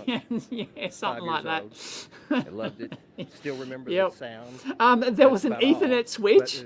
Seriously, there was an Ethernet switch that went bust somewhere in some remote monitoring thing or something to some downstream monitoring thing, and they had to replace this Ethernet switch. I wanted to be here. I was here for the first moon launch. The last moon launch back when Uncle Gene Cernan, our family friend, went to on Apollo 17. So I wanted to be here for this because it's kind of in our family, in our blood, and hopefully I'll be around for the next one when we go and land again. So that's incredible. So you have NASA actually in your DNA, grew up with the program. Yeah, I knew. Yeah, there's technically nothing has gone wrong. Technically. They just father flew with von Braun, dotting the I's and crossing the T's. As well. So they get off work and fly, and they were in Life magazine together, National Geographic. So it was fun. I literally got to knew Al Shepard, all the Mercury, Gemini. This guy's cool. He knew Al Shepard, and his dad flew with von Braun. I an astronaut, but I went a different route, and but I can still come here and see him. We can, and we're so grateful, so thrilled to see you here tonight, and so excited that you will be able to actually compare the last launch and the sound of the last one with the one tonight. It's absolutely going to rock the sky. I want it to be even louder. Yeah, I don't know what Botox Pig's deal is. Thanks so much for joining us tonight. It's been an honor. Is he like a moon like hoaxer? Leah, thank you so much for sharing that. That was such a fun story. Here we are now at Space Center Houston. This is a live look inside of the visitor center there. Lots of people more spam. Okay. Hoping to see the launch today. I love this guy in the front with his NASA shirt representing. And again, just seeing children and young and old, just all these people who feel captivated and are excited about our next giant leap into deep space. No, I think you're just a troll, Botox Pig. Here. Oh my gosh, I love this. Yeah, the team in Marshall and Huntsville there is always ready for their shot. Waving their flags, they're super pumped. That's the home to the SLS program office, so they have a dog in the fight tonight, seeing Artemis launch for the first time. Is that an inflatable astronaut in the I center. usually don't get spam on the live feed. Yeah, They're ready to representing. go. I love this. Yeah, I'm so glad that they're there. Again, these visitor centers are closed to the public, but you know, the people there decided to hold a watch party, Oh, and look, that's our exciting friends in to see. Germany are ready for us this time. I know, They clapping. anticipated the delay. They look pumped and ready to go. So these are employees of Airbus. Airbus is the main contractor for the European Space Agency, and together they provided the European service module for the Orion spacecraft. So really, we should be applauding them. They shouldn't be applauding. Thank you so much, guys, for your contribution to the program, and can't wait to see Orion and SLS launch. Oh, really, Electron? Okay, so now let's head back over to Daryl Nail over with the launch team. Grandfather's so we can in the hear, any photo. updates Nice. About a new T0. Yeah, Megan, thank you. And a clearer picture is starting to emerge as the launch team now reports out that they only have a few minutes left of work to do before they're ready to pick up polling. And we're also few minutes that left. Some of that polling, which kicks off with the mission management team, right? Is So also they're going to now poll just about 3.5 minutes away. 3.5 minutes away and to polling. We are currently still in that. So they're going to poll the different. But the launch units team, and NASA's test director, go no go for launch is continuing to move the team forward. I assume that's what the poll We've means. wrapped up work on the upper stage and the lower stage. You're looking now live inside firing room 1, where launch director Charlie Blackwell Thompson is overseeing her. Yeah, I guess team. The spam bots actually detected We've the had a name number of Artemis delays 1 that launch, have and put they us go, "Hey, off that's the current T0. news. I'll go spam that." But we are starting to track to a T0 close to around a quarter till, top of the hour. Top of the hour? So But 30 we minutes? do need to have some polling that takes place. I'm pausing now because I'm listening in to the teams as they communicate. So we're close. I think we might go. There's nothing. He's basically saying there's nothing in this launch stopping window, them. which we're currently 26 minutes into. Unless when they It's 2 poll hours the long. different It runs things, until one of them 3:04 says no go, Eastern one of them time. panics. We have says what's no called go. 40 cutouts. And in those cutouts, they range from about a second to about a minute. These are times where they can't launch. These cutouts must be accounted for when determining a new T0. Okay, I think I'm going to ban who votes I should ban. Boba Surich. The upper stage Baba of Surich. the rocket, which was the I last assume to the get polling ready and is, configured. yeah, they go through the different units and they ask Just them, are you recently, go, no go the for team launch? cycled the liquid hydrogen valves. I do which hope is we hear required. that. Want to hear them. And they are currently working on the LO2 valves, liquid oxygen valves in the upper stage. That work is almost done.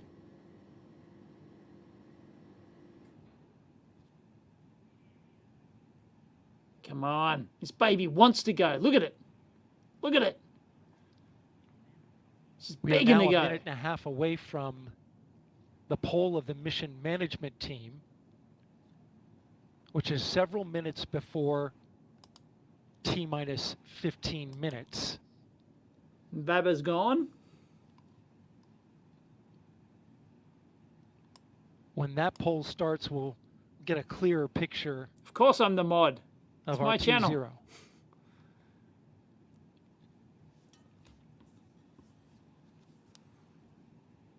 Come on. Give me a go, no go for launch. I want to see the go, no go.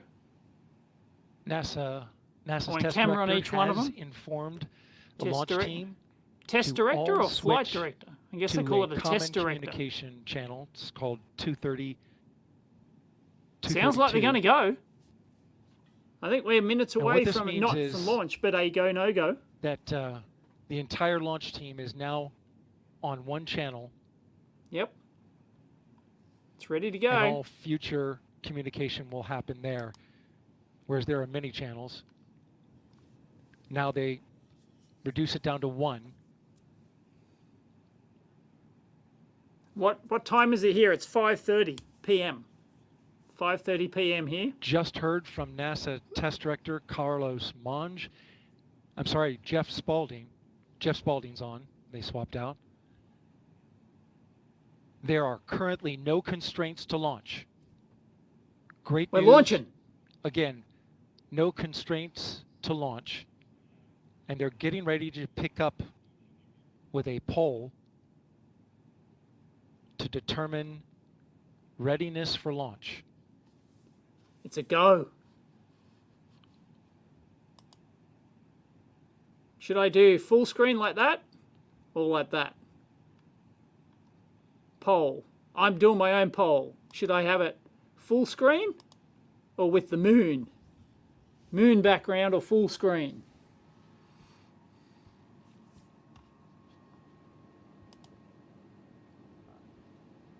The EV blog logo covers up the NASA logo. Full screen, says Commodore. Full screen. No go, the dummy needs to go to the toilet.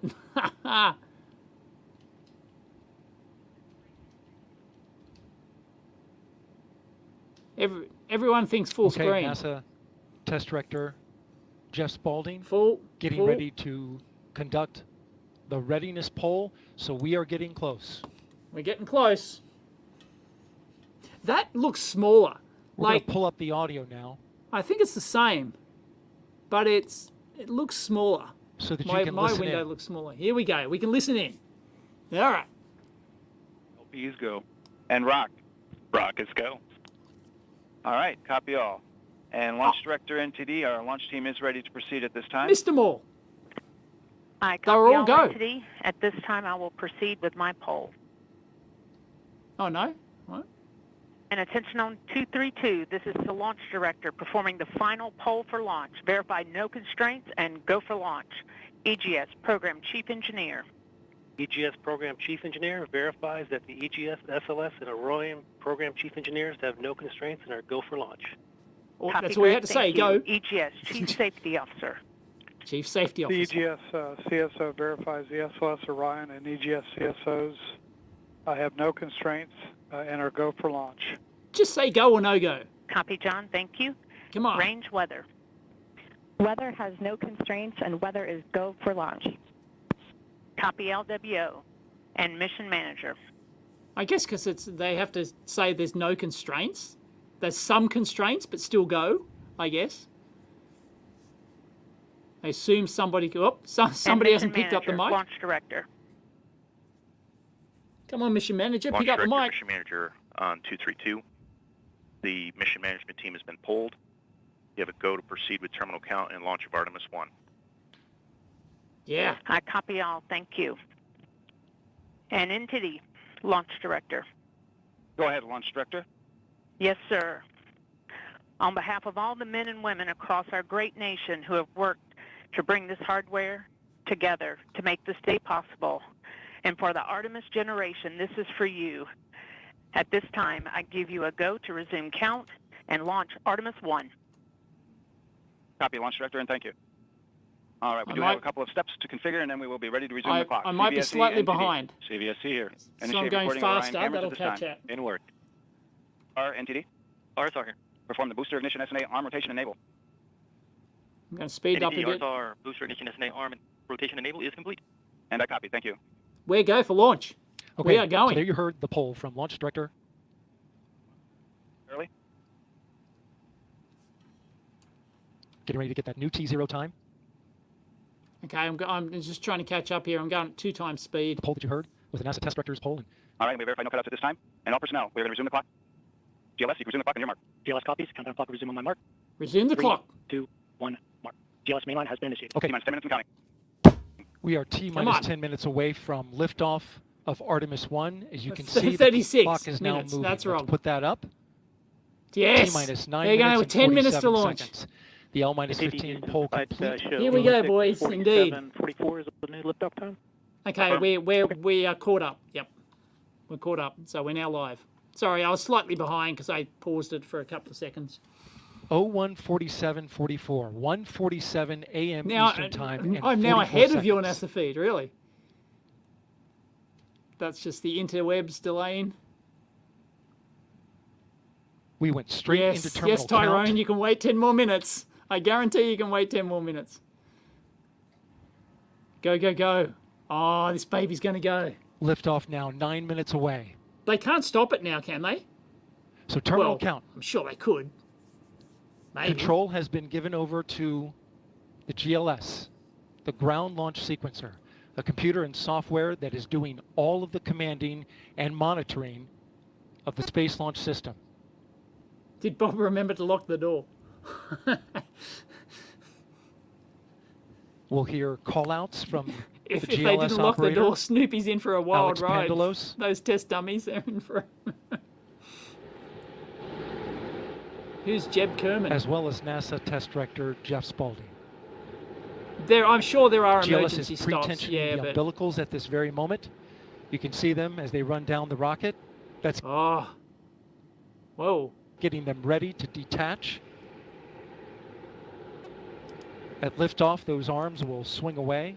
We'll let go of the rocket in a clockwise direction.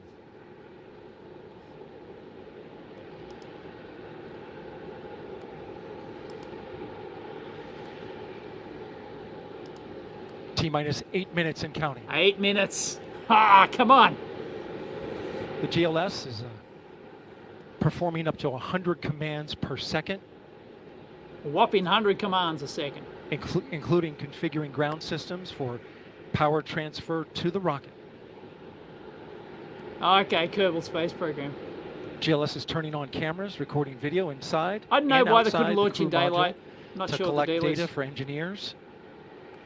America, fuck yeah!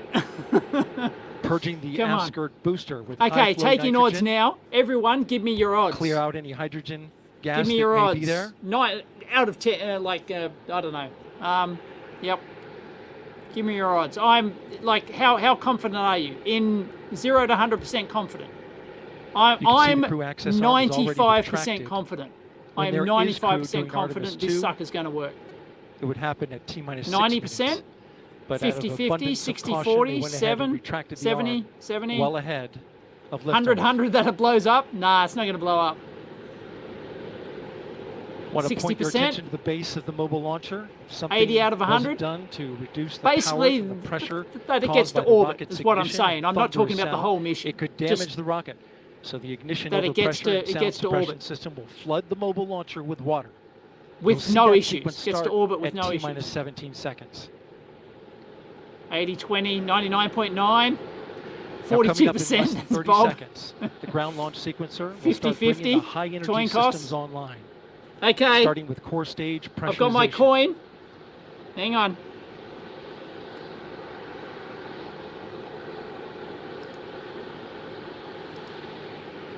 I've got my Australian penny here. one Got my is heads. Is it kings heads? Silent. Okay, tails. As they listen to the Tails. next It's call. going to succeed.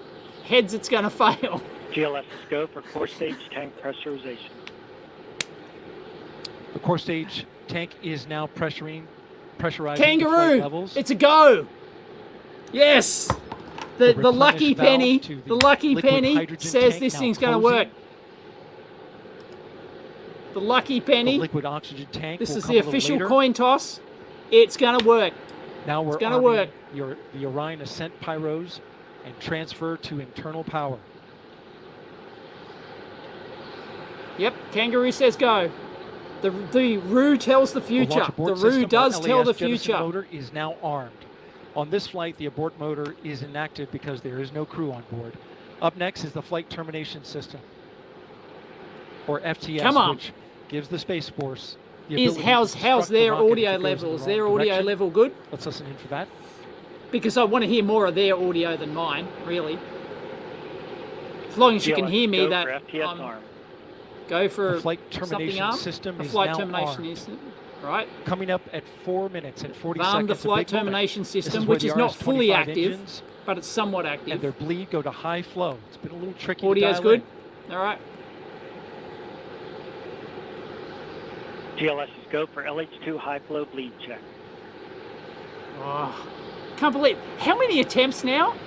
How many years of delay? How many attempts? Like, there's at least Good 3 work. We attempts passed now. that. The cryo team got the Maybe a LH2 bee's engine dick bleed louder? pressure loop Nah, everyone says dialed it's in. okay. Come on. Is it raining? They are now at the right temperature for launch. Countdown continues. T-minus 4 minutes, 15 seconds. 4 minutes. Up next, GLS fires up the Capus. Those are high-speed turbines which provide pressure to hydraulic pumps that steer the RS-25s. Stands for Core Stage Auxiliary Power Unit Start. GLS's go for core stage APU. Yeah, start. they reuse the boosters. They use the RS-20 engines on them. They've flown, those 4 engines on the bottom of it have flown multiple times on the shuttle. We will see some like a dozen times or something. Engines gimbal at the bottom of the core stage. They're super reliable engines. They've flown and been recovered, and they refurbed them and put them on this baby. This project is so old they have reefer capacitors in it. At T-minus 3 minutes and 10 seconds, you will hear the go for purge sequence 4. That's a helium purge of the Turn 4 their volume up a core-stage little. engines Someone else said downstream volume. of the propellant valve, getting the air and moisture out. That's full. That's full. I've got their audio on full. I'm not going to muck it around any further. Their audio is full. Sequence 4. And in just a few seconds, GLS will close the core stage LOX vent, liquid oxygen. The white vapor cloud caused from the super cold gaseous oxygen. All right, condensing grab the your water lucky charm. in the atmosphere will disappear. Grab whatever You'll see lucky. it coming out there If you got now. your rabbit's foot, start rubbing. Whatever And your there lucky it goes. charm It's is, closed. LOX grab vent it. closed. I don't think they Pressurizing need the core it. stage The LOX kangaroo tank has said to we're flight good to go. levels. Coming up in 15 seconds, predicting look for kangaroo. that Look at thrust that. vector control Great actuator shot. test. Engines will gimbal.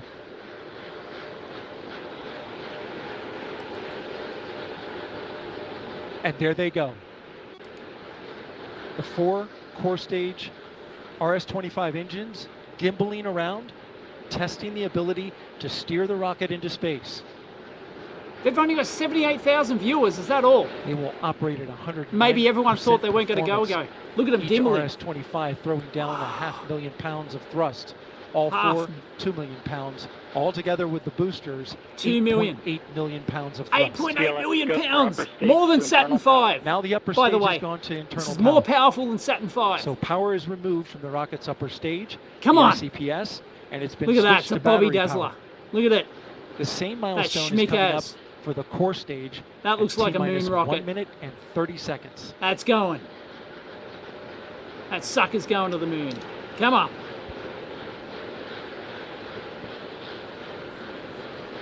Come on. GLS minute. go for core stage to internal power.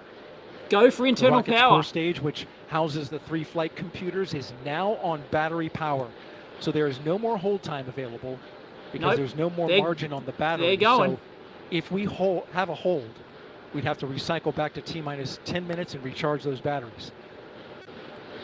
The count continues. A note now, shortly after liftoff. 1 minute. Shortly after liftoff, Mission Minute to Control go. Houston Come will on. take control of the rocket, and my colleague, Leah Cheshire, will take over commentary. T-minus 50 seconds and counting. Coming No, up at please T-minus keep 33 him on seconds, commentary. I like the him. GLS It's will good. hand off control to the ALS. This is the autonomous launch sequencer. On board the rocket, it will take over command and control. Can't believe it's going. Of the It's rocket. been so many But delays. The ALS will check. It's Make gonna sure there's go. no holds coming from the ground up until T-minus 2 GLS seconds. is go for ALS. And we 30 have go seconds, for it's going to ALS. go. The Space Launch System is now counting down to liftoff of Orion on its maiden voyage to the Ah. moon. Artemis 1 is going to Launch launch. team can no longer recycle the count. Come on. Sound suppressor water now 15. flowing under the ML. And here we go. Look at this. 10. Hydrogen burn They're off sparking that igniters sucker. initiated. Come 7, on. 6, 5. Core 4. stage engine start. Yeah. 3, 2. Look at 1. it.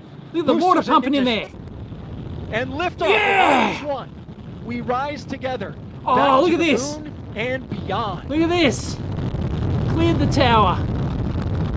Yes. Son of a bitch. All 4 RS-25 Go! engines on the core stage and 2 solid Go, rocket you little boosters now beauty. propelling the vehicle at 128 miles per hour. Go, you little beauty. Go.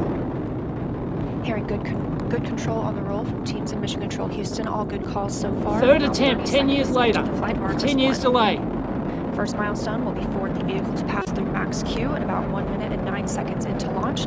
This is the greatest period of atmospheric force on the rocket. Go! Look at that, that's sweet.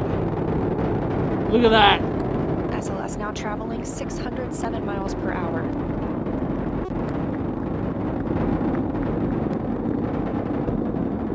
Wow. 8.8 million pounds of maximum thrust, quiet here. That's bigger than the Saturn V.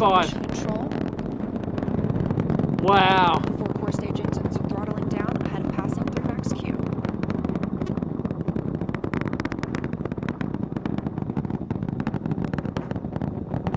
Can't see any detail on it. Like there's no... Oh, they're trying to zoom in there, are they? 1 minute, 21 seconds into the flight, traveling at 1,420 miles per hour. Past 1,000 miles an hour. The 4 core stage engines are back at maximum thrust. It is beautiful. Look at it. Look at The next it. major milestone will be for the solid rocket boosters to cut off and jettison at about 2 minutes and 11 seconds into the flight, so about 30 seconds from now. 30 seconds from Again, boost to quiet jettison. here in Mission Control Houston as teams continue Look at that. monitoring. What a the sweet flight of ride. Artemis 1. We're now 16 miles downrange from the launch pad at Kennedy Space Center, traveling over 2,800 miles per hour. If it doesn't run at max Q, it should be fine. Yeah, I totally agree. Standing by for solid It's rocket gonna. booster jettison, and I'm shortly 100% thereafter, confident now. It's gonna work. It's gonna work. The kangaroo said it's gonna work. Yep. Confirmation that the solid rocket boosters have separated. They've These separated? 177-foot boosters. Now the core stage Bloody continues ripper. to power the flight of Orion, all 4 RS-25 engines firing, traveling over 3,400 miles per hour, 46 What's all the miles stuff falling downrange. off? 2 minutes and 36 seconds into the flight. Hearing nominal calls here in Mission Control Houston. We've still got 4 good engines on the core stage. Next up, we'll be looking for the service module fairing to separate. This is Bloody 3 ripper. 15 by 15 foot fairing panels. What are they providing doing? structural support, protecting the service that module. the moon? Those will separate at Are about they- 3 minutes are and they 11 trying to track seconds the into moon? flight, What's and going very on there? shortly thereafter will be followed by Oh the no, launch that's abort the system actual separation. thing. Their camera's trying to track it. Their camera's trying to track it. I thought Just that over was 3 minutes into the a flight of view Artemis from the- 1, now traveling over 4,060 miles per hour, 83 miles downrange. We just had confirmation that Yep. the service module fairing has separated. So here we go. Oh, we gonna get a shot. Oh, the fairing, come And on. that the launch abort system pyros have fired, separating those from Orion as well. For future crew members, Launch abort is fired as well. Oh, that doesn't sound good. The mission feed. I don't know if you're hearing that, but I can hear it like a we capacitor just heard the call for discharge. 3 engine press, meaning if SLS were to lose No, an they're engine back. at this point in the mission, we could still achieve a nominal mission. We would just have an extended main engine cutoff time. However, we still have 4 good engines, all 4 at good maximum engines. thrust right now, powering Yeah, all those the first reliable flight of shuttle Artemis engines. at 5,200 miles per hour, 148 miles downrange.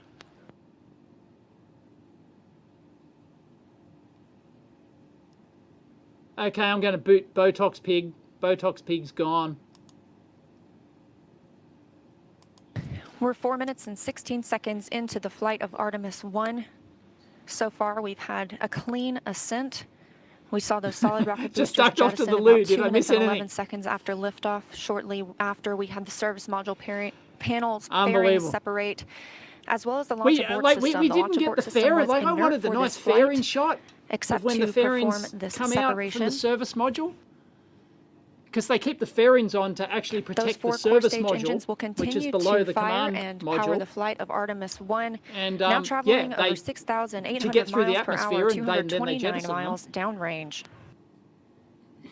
Booster flight controller reports that the engines are looking good. Looking good. Yep. The kangaroo said it was gonna Core go. stage main engine cutoff time is about 8 minutes and 3 seconds. We Kangaroo are now doesn't 5 lie. minutes and 11 seconds into the flight, 7,656 miles per hour. Again, 4 good core stage engines, those 4 RS-25 engines. The last time those core stage engines flew, they were taking space shuttles to orbit, and now with upgraded capabilities, they're launching the future of human spaceflight.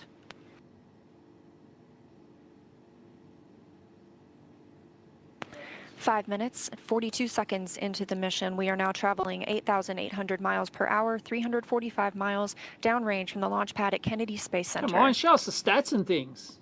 Just put the stats back up. At least we get a progress bar now.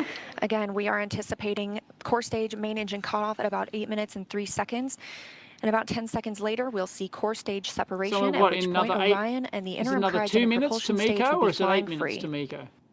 Is it 8 minutes into the mission we get MECO? So we've got Now another 2 traveling over minutes? 10,000 miles per And hour, soon? 6 minutes and 15 seconds into the flight See you, of Artemis Tyrone. 1, 427 miles good one, mate. downrange.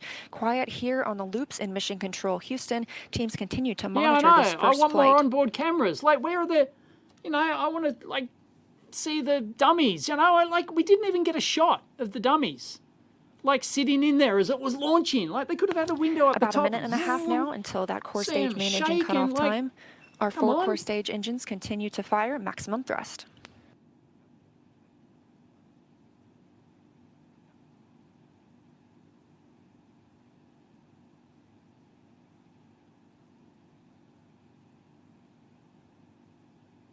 Coming up on 7 minutes since launch today, now traveling over Come on. 12,800 miles per hour, There's no 563 linear miles progress bar. downrange. Where's the Again, linear progress still quiet bar? here in Mission Control Houston.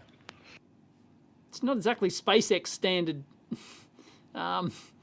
you know, info.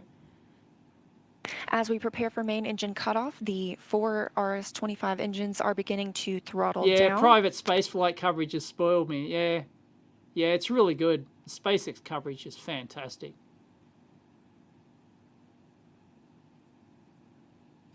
This is a log progress bar, is it? 30 seconds now until core stage main engine cutoff. All 4 engines Okay, 30 continue seconds. to I was throttle right. down. Yeah, it was 8 minutes into it that it's that MECO. Like, you know, how hard does it have a linear progress bar? Seriously. Now 7 minutes 45 seconds into Come the on. flight, traveling over 16,000 miles Progress per bars hour. like the Windows Update bar. Yeah. Continuing Yes, to this hear is good just an calls animation, here in Mission yes. Control Houston. But it's actually up We're there. standing by for core stage doing main this. engine cutoff.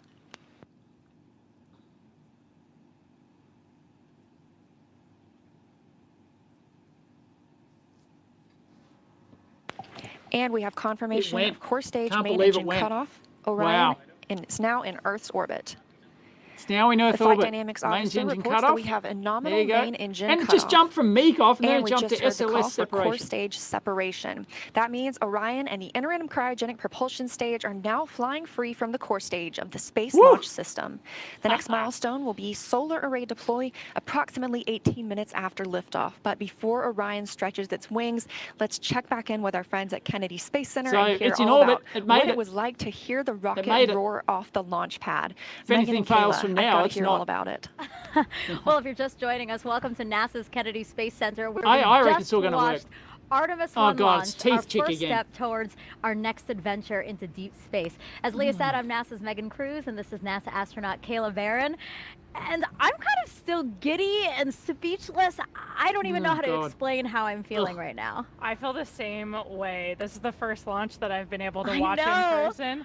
And I've got to say, it was incredible. I was just, it took my breath away Right. and I was tearing up. Just what an amazing So accomplishment. is she for this on the team. list? Is This she on the international team, people who have been Artemis dedicating list? their careers to getting this rocket off the Is ground. she one of the and taking the first ones that'll step to walk on getting the a moon? crew on that vehicle back to Does the moon. anyone It know? was Can just anyone confirm? Is incredible. Yeah, Kayla this is a one of moment the I ones think that that is? we're all going to remember where we were when we saw this sort of thing, you know what I mean? And it was great to see, again, when we entered into terminal count, everybody here just started cheering, you know, coming out to get a really good view. And boy, I mean, it lit up the night sky and it just shook everything around us. Did you feel that? Like in my No, I bones, wouldn't felt go that. last minute. I'd love to go, but I've got a family. cool See, thing it's is just different. kind of the delay When you between have a what you see and family, what you hear, it is because, of different. course, If I didn't have a sound family, travels a little bit if I didn't have slower, kids, and it was just I would go. amazing. The ground I would shook. go. We could hear the thrust pushing that rocket into space. 8.8 million pounds of thrust. Yes. It's incredible. It was amazing to see here live. That in was person. How that does was it more compare? powerful So than this is your Saturn first V. launch on the ground. How does it compare to your launch when you're in the capsule soaring towards space? I mean, equally emotional, I think. We Did, train for everything. did she until we go were in up that on capsule waiting for oh, launch. she just We're went running recently, our so she must have been on procedures. It almost- SpaceX, right? you know, trick us and say that we were in the simulator and it wasn't real. But like in that moment of liftoff, when the thrust builds underneath you, like we saw it today, it's just hard not to be overwhelmed. I can't believe we didn't see inside footage, like live inside footage of that. I mean, shit, we could do that in 1969. Like, really deserved this you know, moment. They've been working so hard for this moment. When I heard that we got into terminal count, it was, I felt a sense of relief. And yes, that is a excitement power for supply them on the that bench. I think everybody here. It's a Keysight power we supply. really wanted them to succeed. We really wanted to see the launch today. And wow, I will never forget this. Me neither. Okay, Baxter, that's just earned you a ban. To be here and see that happen. Yeah. Was there anything that was particularly surprising to you? Again, this is your first launch. You know, what were you expecting? Are you joking, Baxter? No, I think we also had a nighttime launch for our launch, and so I think one thing you underestimate is how much it lights up the night sky. Yes. We were able to watch it all the way through that trajectory. We were able to see the boosters separate. No, I don't think. I think we'll get to the moon this decade. See of the flight path when it's at night and sliding up. I'm reasonally confident we'll land somebody on the moon this decade. And the trajectory. Does anyone disagree? It looked like it was flying towards me. You know what I mean? I was like, oh my God, that's so poetic. It's so beautiful. No, I didn't find I'm out so what caused the power cut. Yeah. No. Wow. Congratulations to the team. It's So incredible. we're going to head over to Daryl, who was at the launch team. Daryl, you got to count us down through that, through liftoff. I mean, how was that being in the launch control center with them? Well, Megan, it was something else. I got to tell you, you're looking live inside the firing room where Charlie Blackwell Thompson. No, sorry, I can't pronounce your name. Hulabanen. The whole UFO thing's bullshit. Let's stand by and listen bullshit. to her now. Com check. But you can't hear it in the room. Can't hear it in the room. Can you guys hear me? This is not a good look. This is not a good look for NASA. Like, somebody behind the scenes should have been doing that. Come on. I can hear me, but the room can't. You can hear me? Because the guys. This is not a good look for NASA. Come on. You can't even get the It reminds me of the was it Gemini, that they couldn't even talk to each other in the capsule, and they were, or was that Apollo? They couldn't even talk from the capsule onto the thing. How are we going to get to the moon if we can't talk between the capsule and the and mission control? Just, you know, a couple of kilometers away.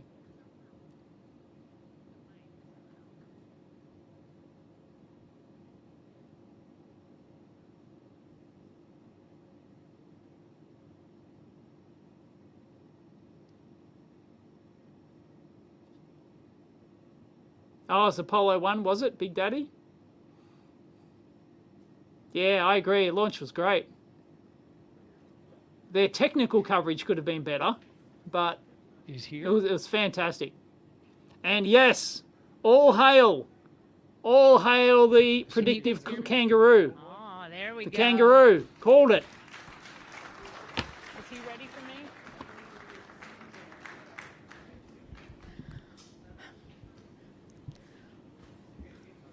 Well, for once, I might be speechless.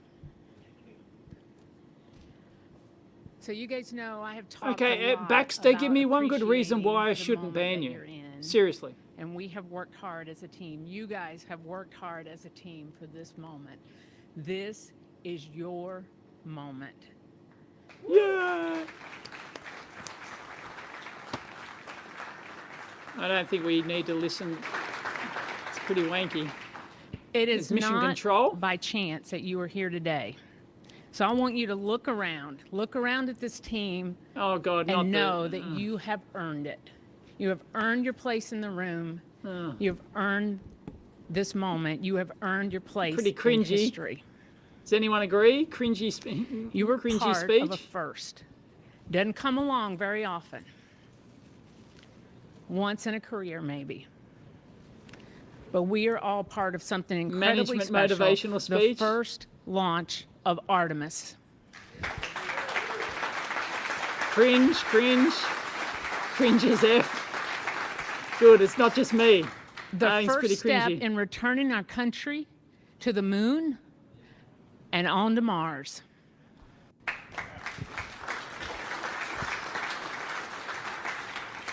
What you have done will, what you have done today will inspire generations to come. So thank you. Thank you for your resilience.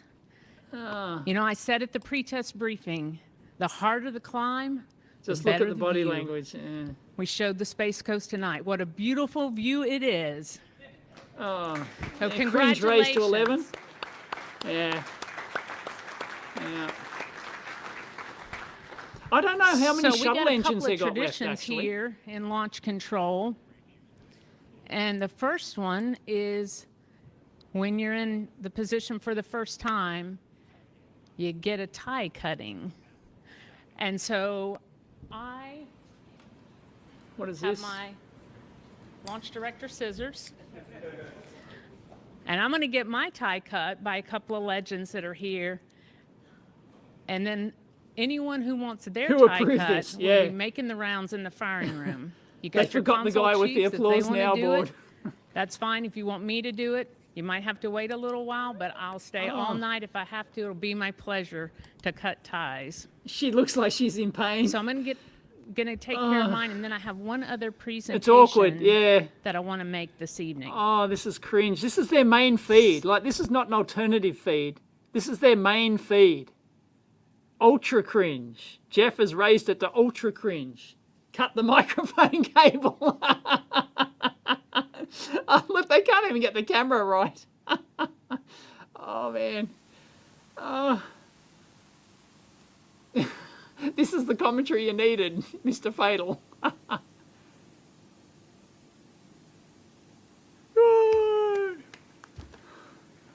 Oh, yeah, this is, yeah.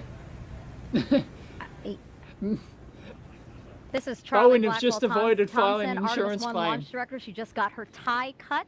That is a tradition here at NASA. We just got to hear her talk Total to the cringe. team, and one thing that really stuck Yeah, out to me that that was she said like- is that they've really earned their place in history. We're coming up on solar array deploy. Let's go on to Leah. Yeah, I know. I totally want. Thanks, Megan. And yes, we're here in Mission Control Facts and Houston, figures. still Yeah, I monitoring just the keep Artemis going. 1 Yeah, mission. go back to this The chick first and flight of he's Orion monitoring atop the. Space Launch System. So far, we saw successful liftoff Give at us the 1:47 stats. Give us a.m. Eastern anything. Time. Give us a control all panel the way with through separation from the core current- stage. We a now map have of where it Orion is, and the interim everything. cryogenic propulsion stage flying free. And we've just heard that we have initiated solar array deploy. So we are turning our focus to that. The Why didn't we have a camera on that? That'd be great. I'd love to see the wings will allow panels it to stop fold relying out. on those batteries and significantly extend the time. So it can solar stay panels in are space. deployed? Great. So solar array deploy takes about 12 minutes. We have Oh, four it solar takes arrays time. that we need to Yeah, deploy very slow, and latch. very slow. These will 12 provide power minutes. to the spacecraft on its Jeez. journey to distant retrograde orbit and all the way back to Earth. Yeah, Once these are more properly technical configured details. again, And the Orion will no non-linear longer bar need graphs to back. rely solely on battery power. And we expect this to be done about 30 minutes after liftoff. Right now, we're 19 I want to see minutes the roller since panels. liftoff Like, today. come on. Orion is now traveling 17,175 just whack GoPros miles all per over it. hour. We're $100,000 cylinders cylinders to go with the $10,000 toilet flight seat. controllers monitoring the mission.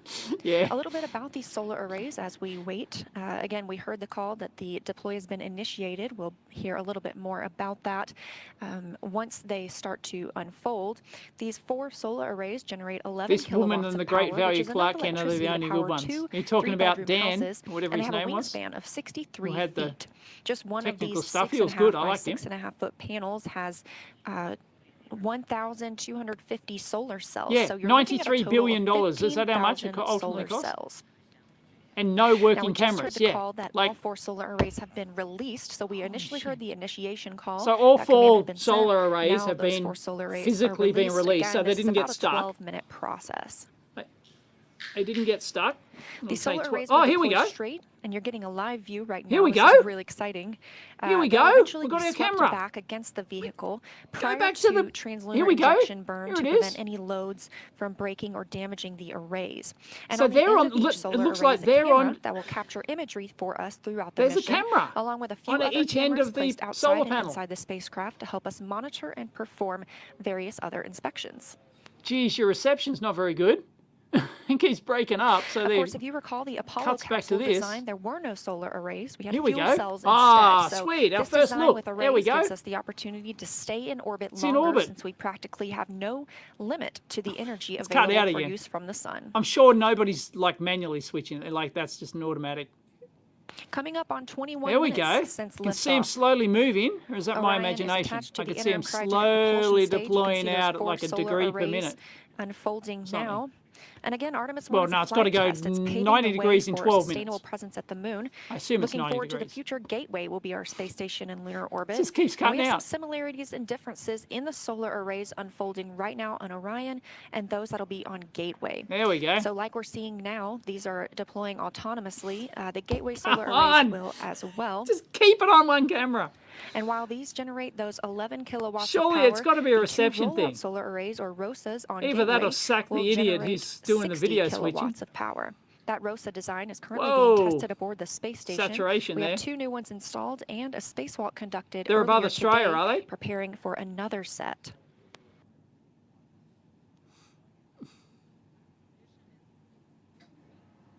Nice. Look at that. Coming up on 22 minutes since liftoff today, Orion and the interim cryogenic propulsion stage traveling over There is a 16,800 track over Australia miles there. per I saw hour. it on the. Look at that. There's the panels. Oh, the panels do have that. The solar The arrays cables deployed snaking now are like part that. of the I was European making service fun of module. that It's comprised right of at the start of the 20,000 stream parts when they and showed these components. panels. The service module was Like they developed showed as part of an a agreement sort of between like NASA CGI and the graphic of the European panels, Space and they had like Agency, weird or wavy ESA. lines running all over. Looks like the cables are like actually snaking This their is way. the first time NASA because the is panels, using a European-built system right, because as the a panels critical have to. element to Do the power panels have to American fold spacecraft. outward, as well as deploying outward?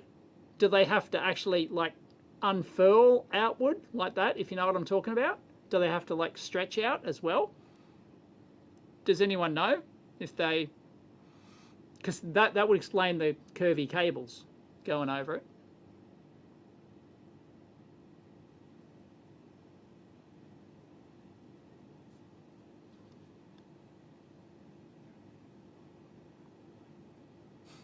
Some IT guy is saying, I told you guys not to use Wi-Fi cameras. This feels like a low-budget Star Trek episode.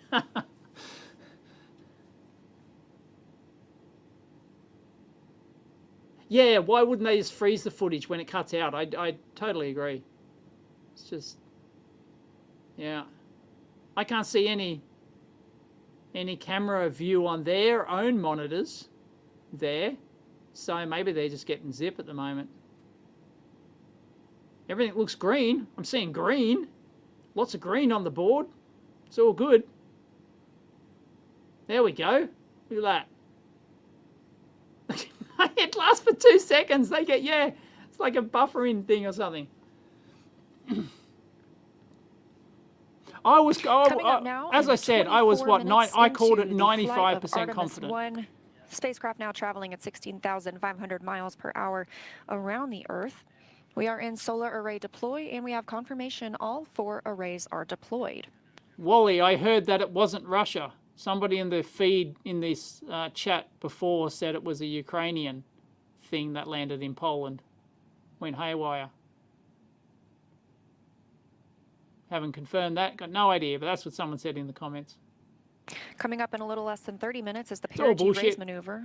Don't believe anything you hear. Never believe anything you hear from either side. I see trees of green, red roses too. I see them bloom for me and you. And I think to myself, what a wonderful world.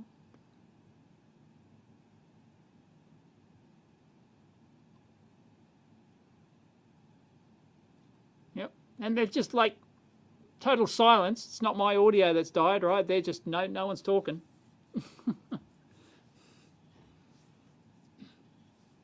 Yep. Don't believe anything you hear from the US, Russia, or Ukraine. Don't believe anyone. It's all bullshit. Oh, really? Maddie?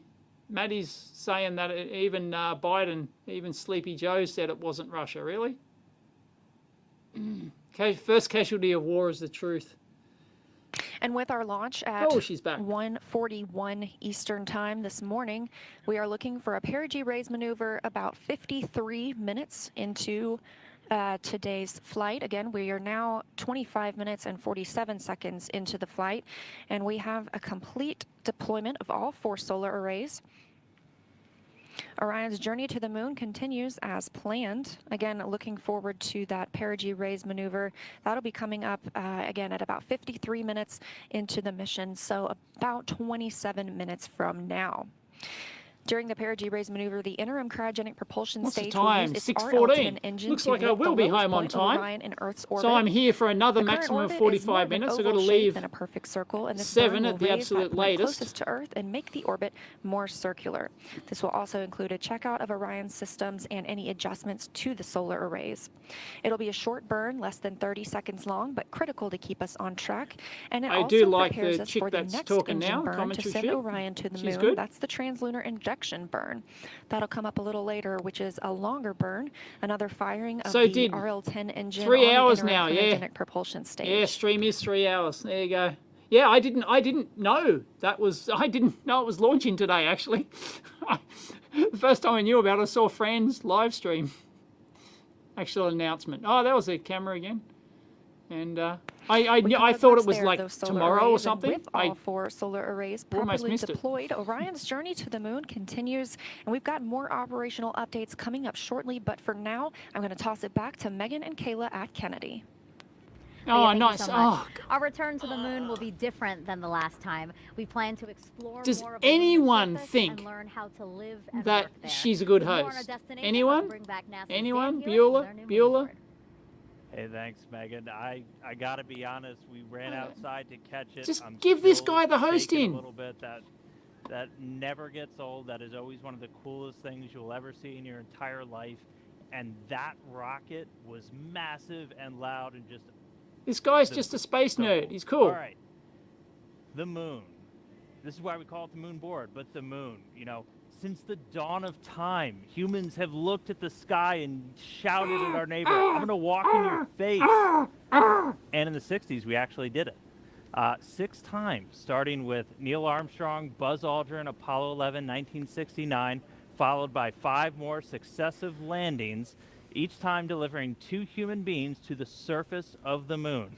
Our last one was Apollo 17. Only 12 men have walked on the moon. 1972, Gene Cernan and Harrison Smith stepping off for the last time. Now, we have not sent humans back since then, but they accomplished a lot under Apollo. Lots of technological advancements, deployed science instruments, brought back hundreds of pounds of lunar rocks and regolith, teaching us about the moon and also about our place in the solar system. The moon is fascinating because it doesn't have a lot of the where's geological Artemis landing? processes we have I think I here heard on the Earth. South Pole. You don't have erosion, you don't have wind and water wearing down rocks. Are they You don't going have to land plate where they think tectonics there's that water are ice? constantly recycling the crust. And so everything out there is really old. In fact, one of the rocks brought back on Apollo 15 called the Genesis rock was dated to be 4 billion years Gajirara, old. a So from raptor? the primordial beginnings Welcome. of our solar system.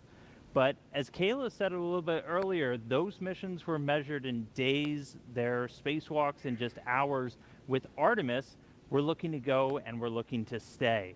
And we're not looking around the equator like under Apollo. We're looking at the lunar South Pole. Now, why? So we haven't sent people since the 70s to the moon, but we haven't stopped studying it. We've had orbiters, so they are going to like land the in Lunar the South Pole? Orbiter, Pretty which close has to it? literally just been flying loops around the moon, taking high-resolution images of the surface. So high resolution that you can look them up. They have images of all the It totally different makes Apollo sense. landing Like, sites, there's and no you can point actually see going back to the moon footprints, and landing the somewhere paths where you they don't left think in there's the lunar water. regolith of Water's those the key. sites.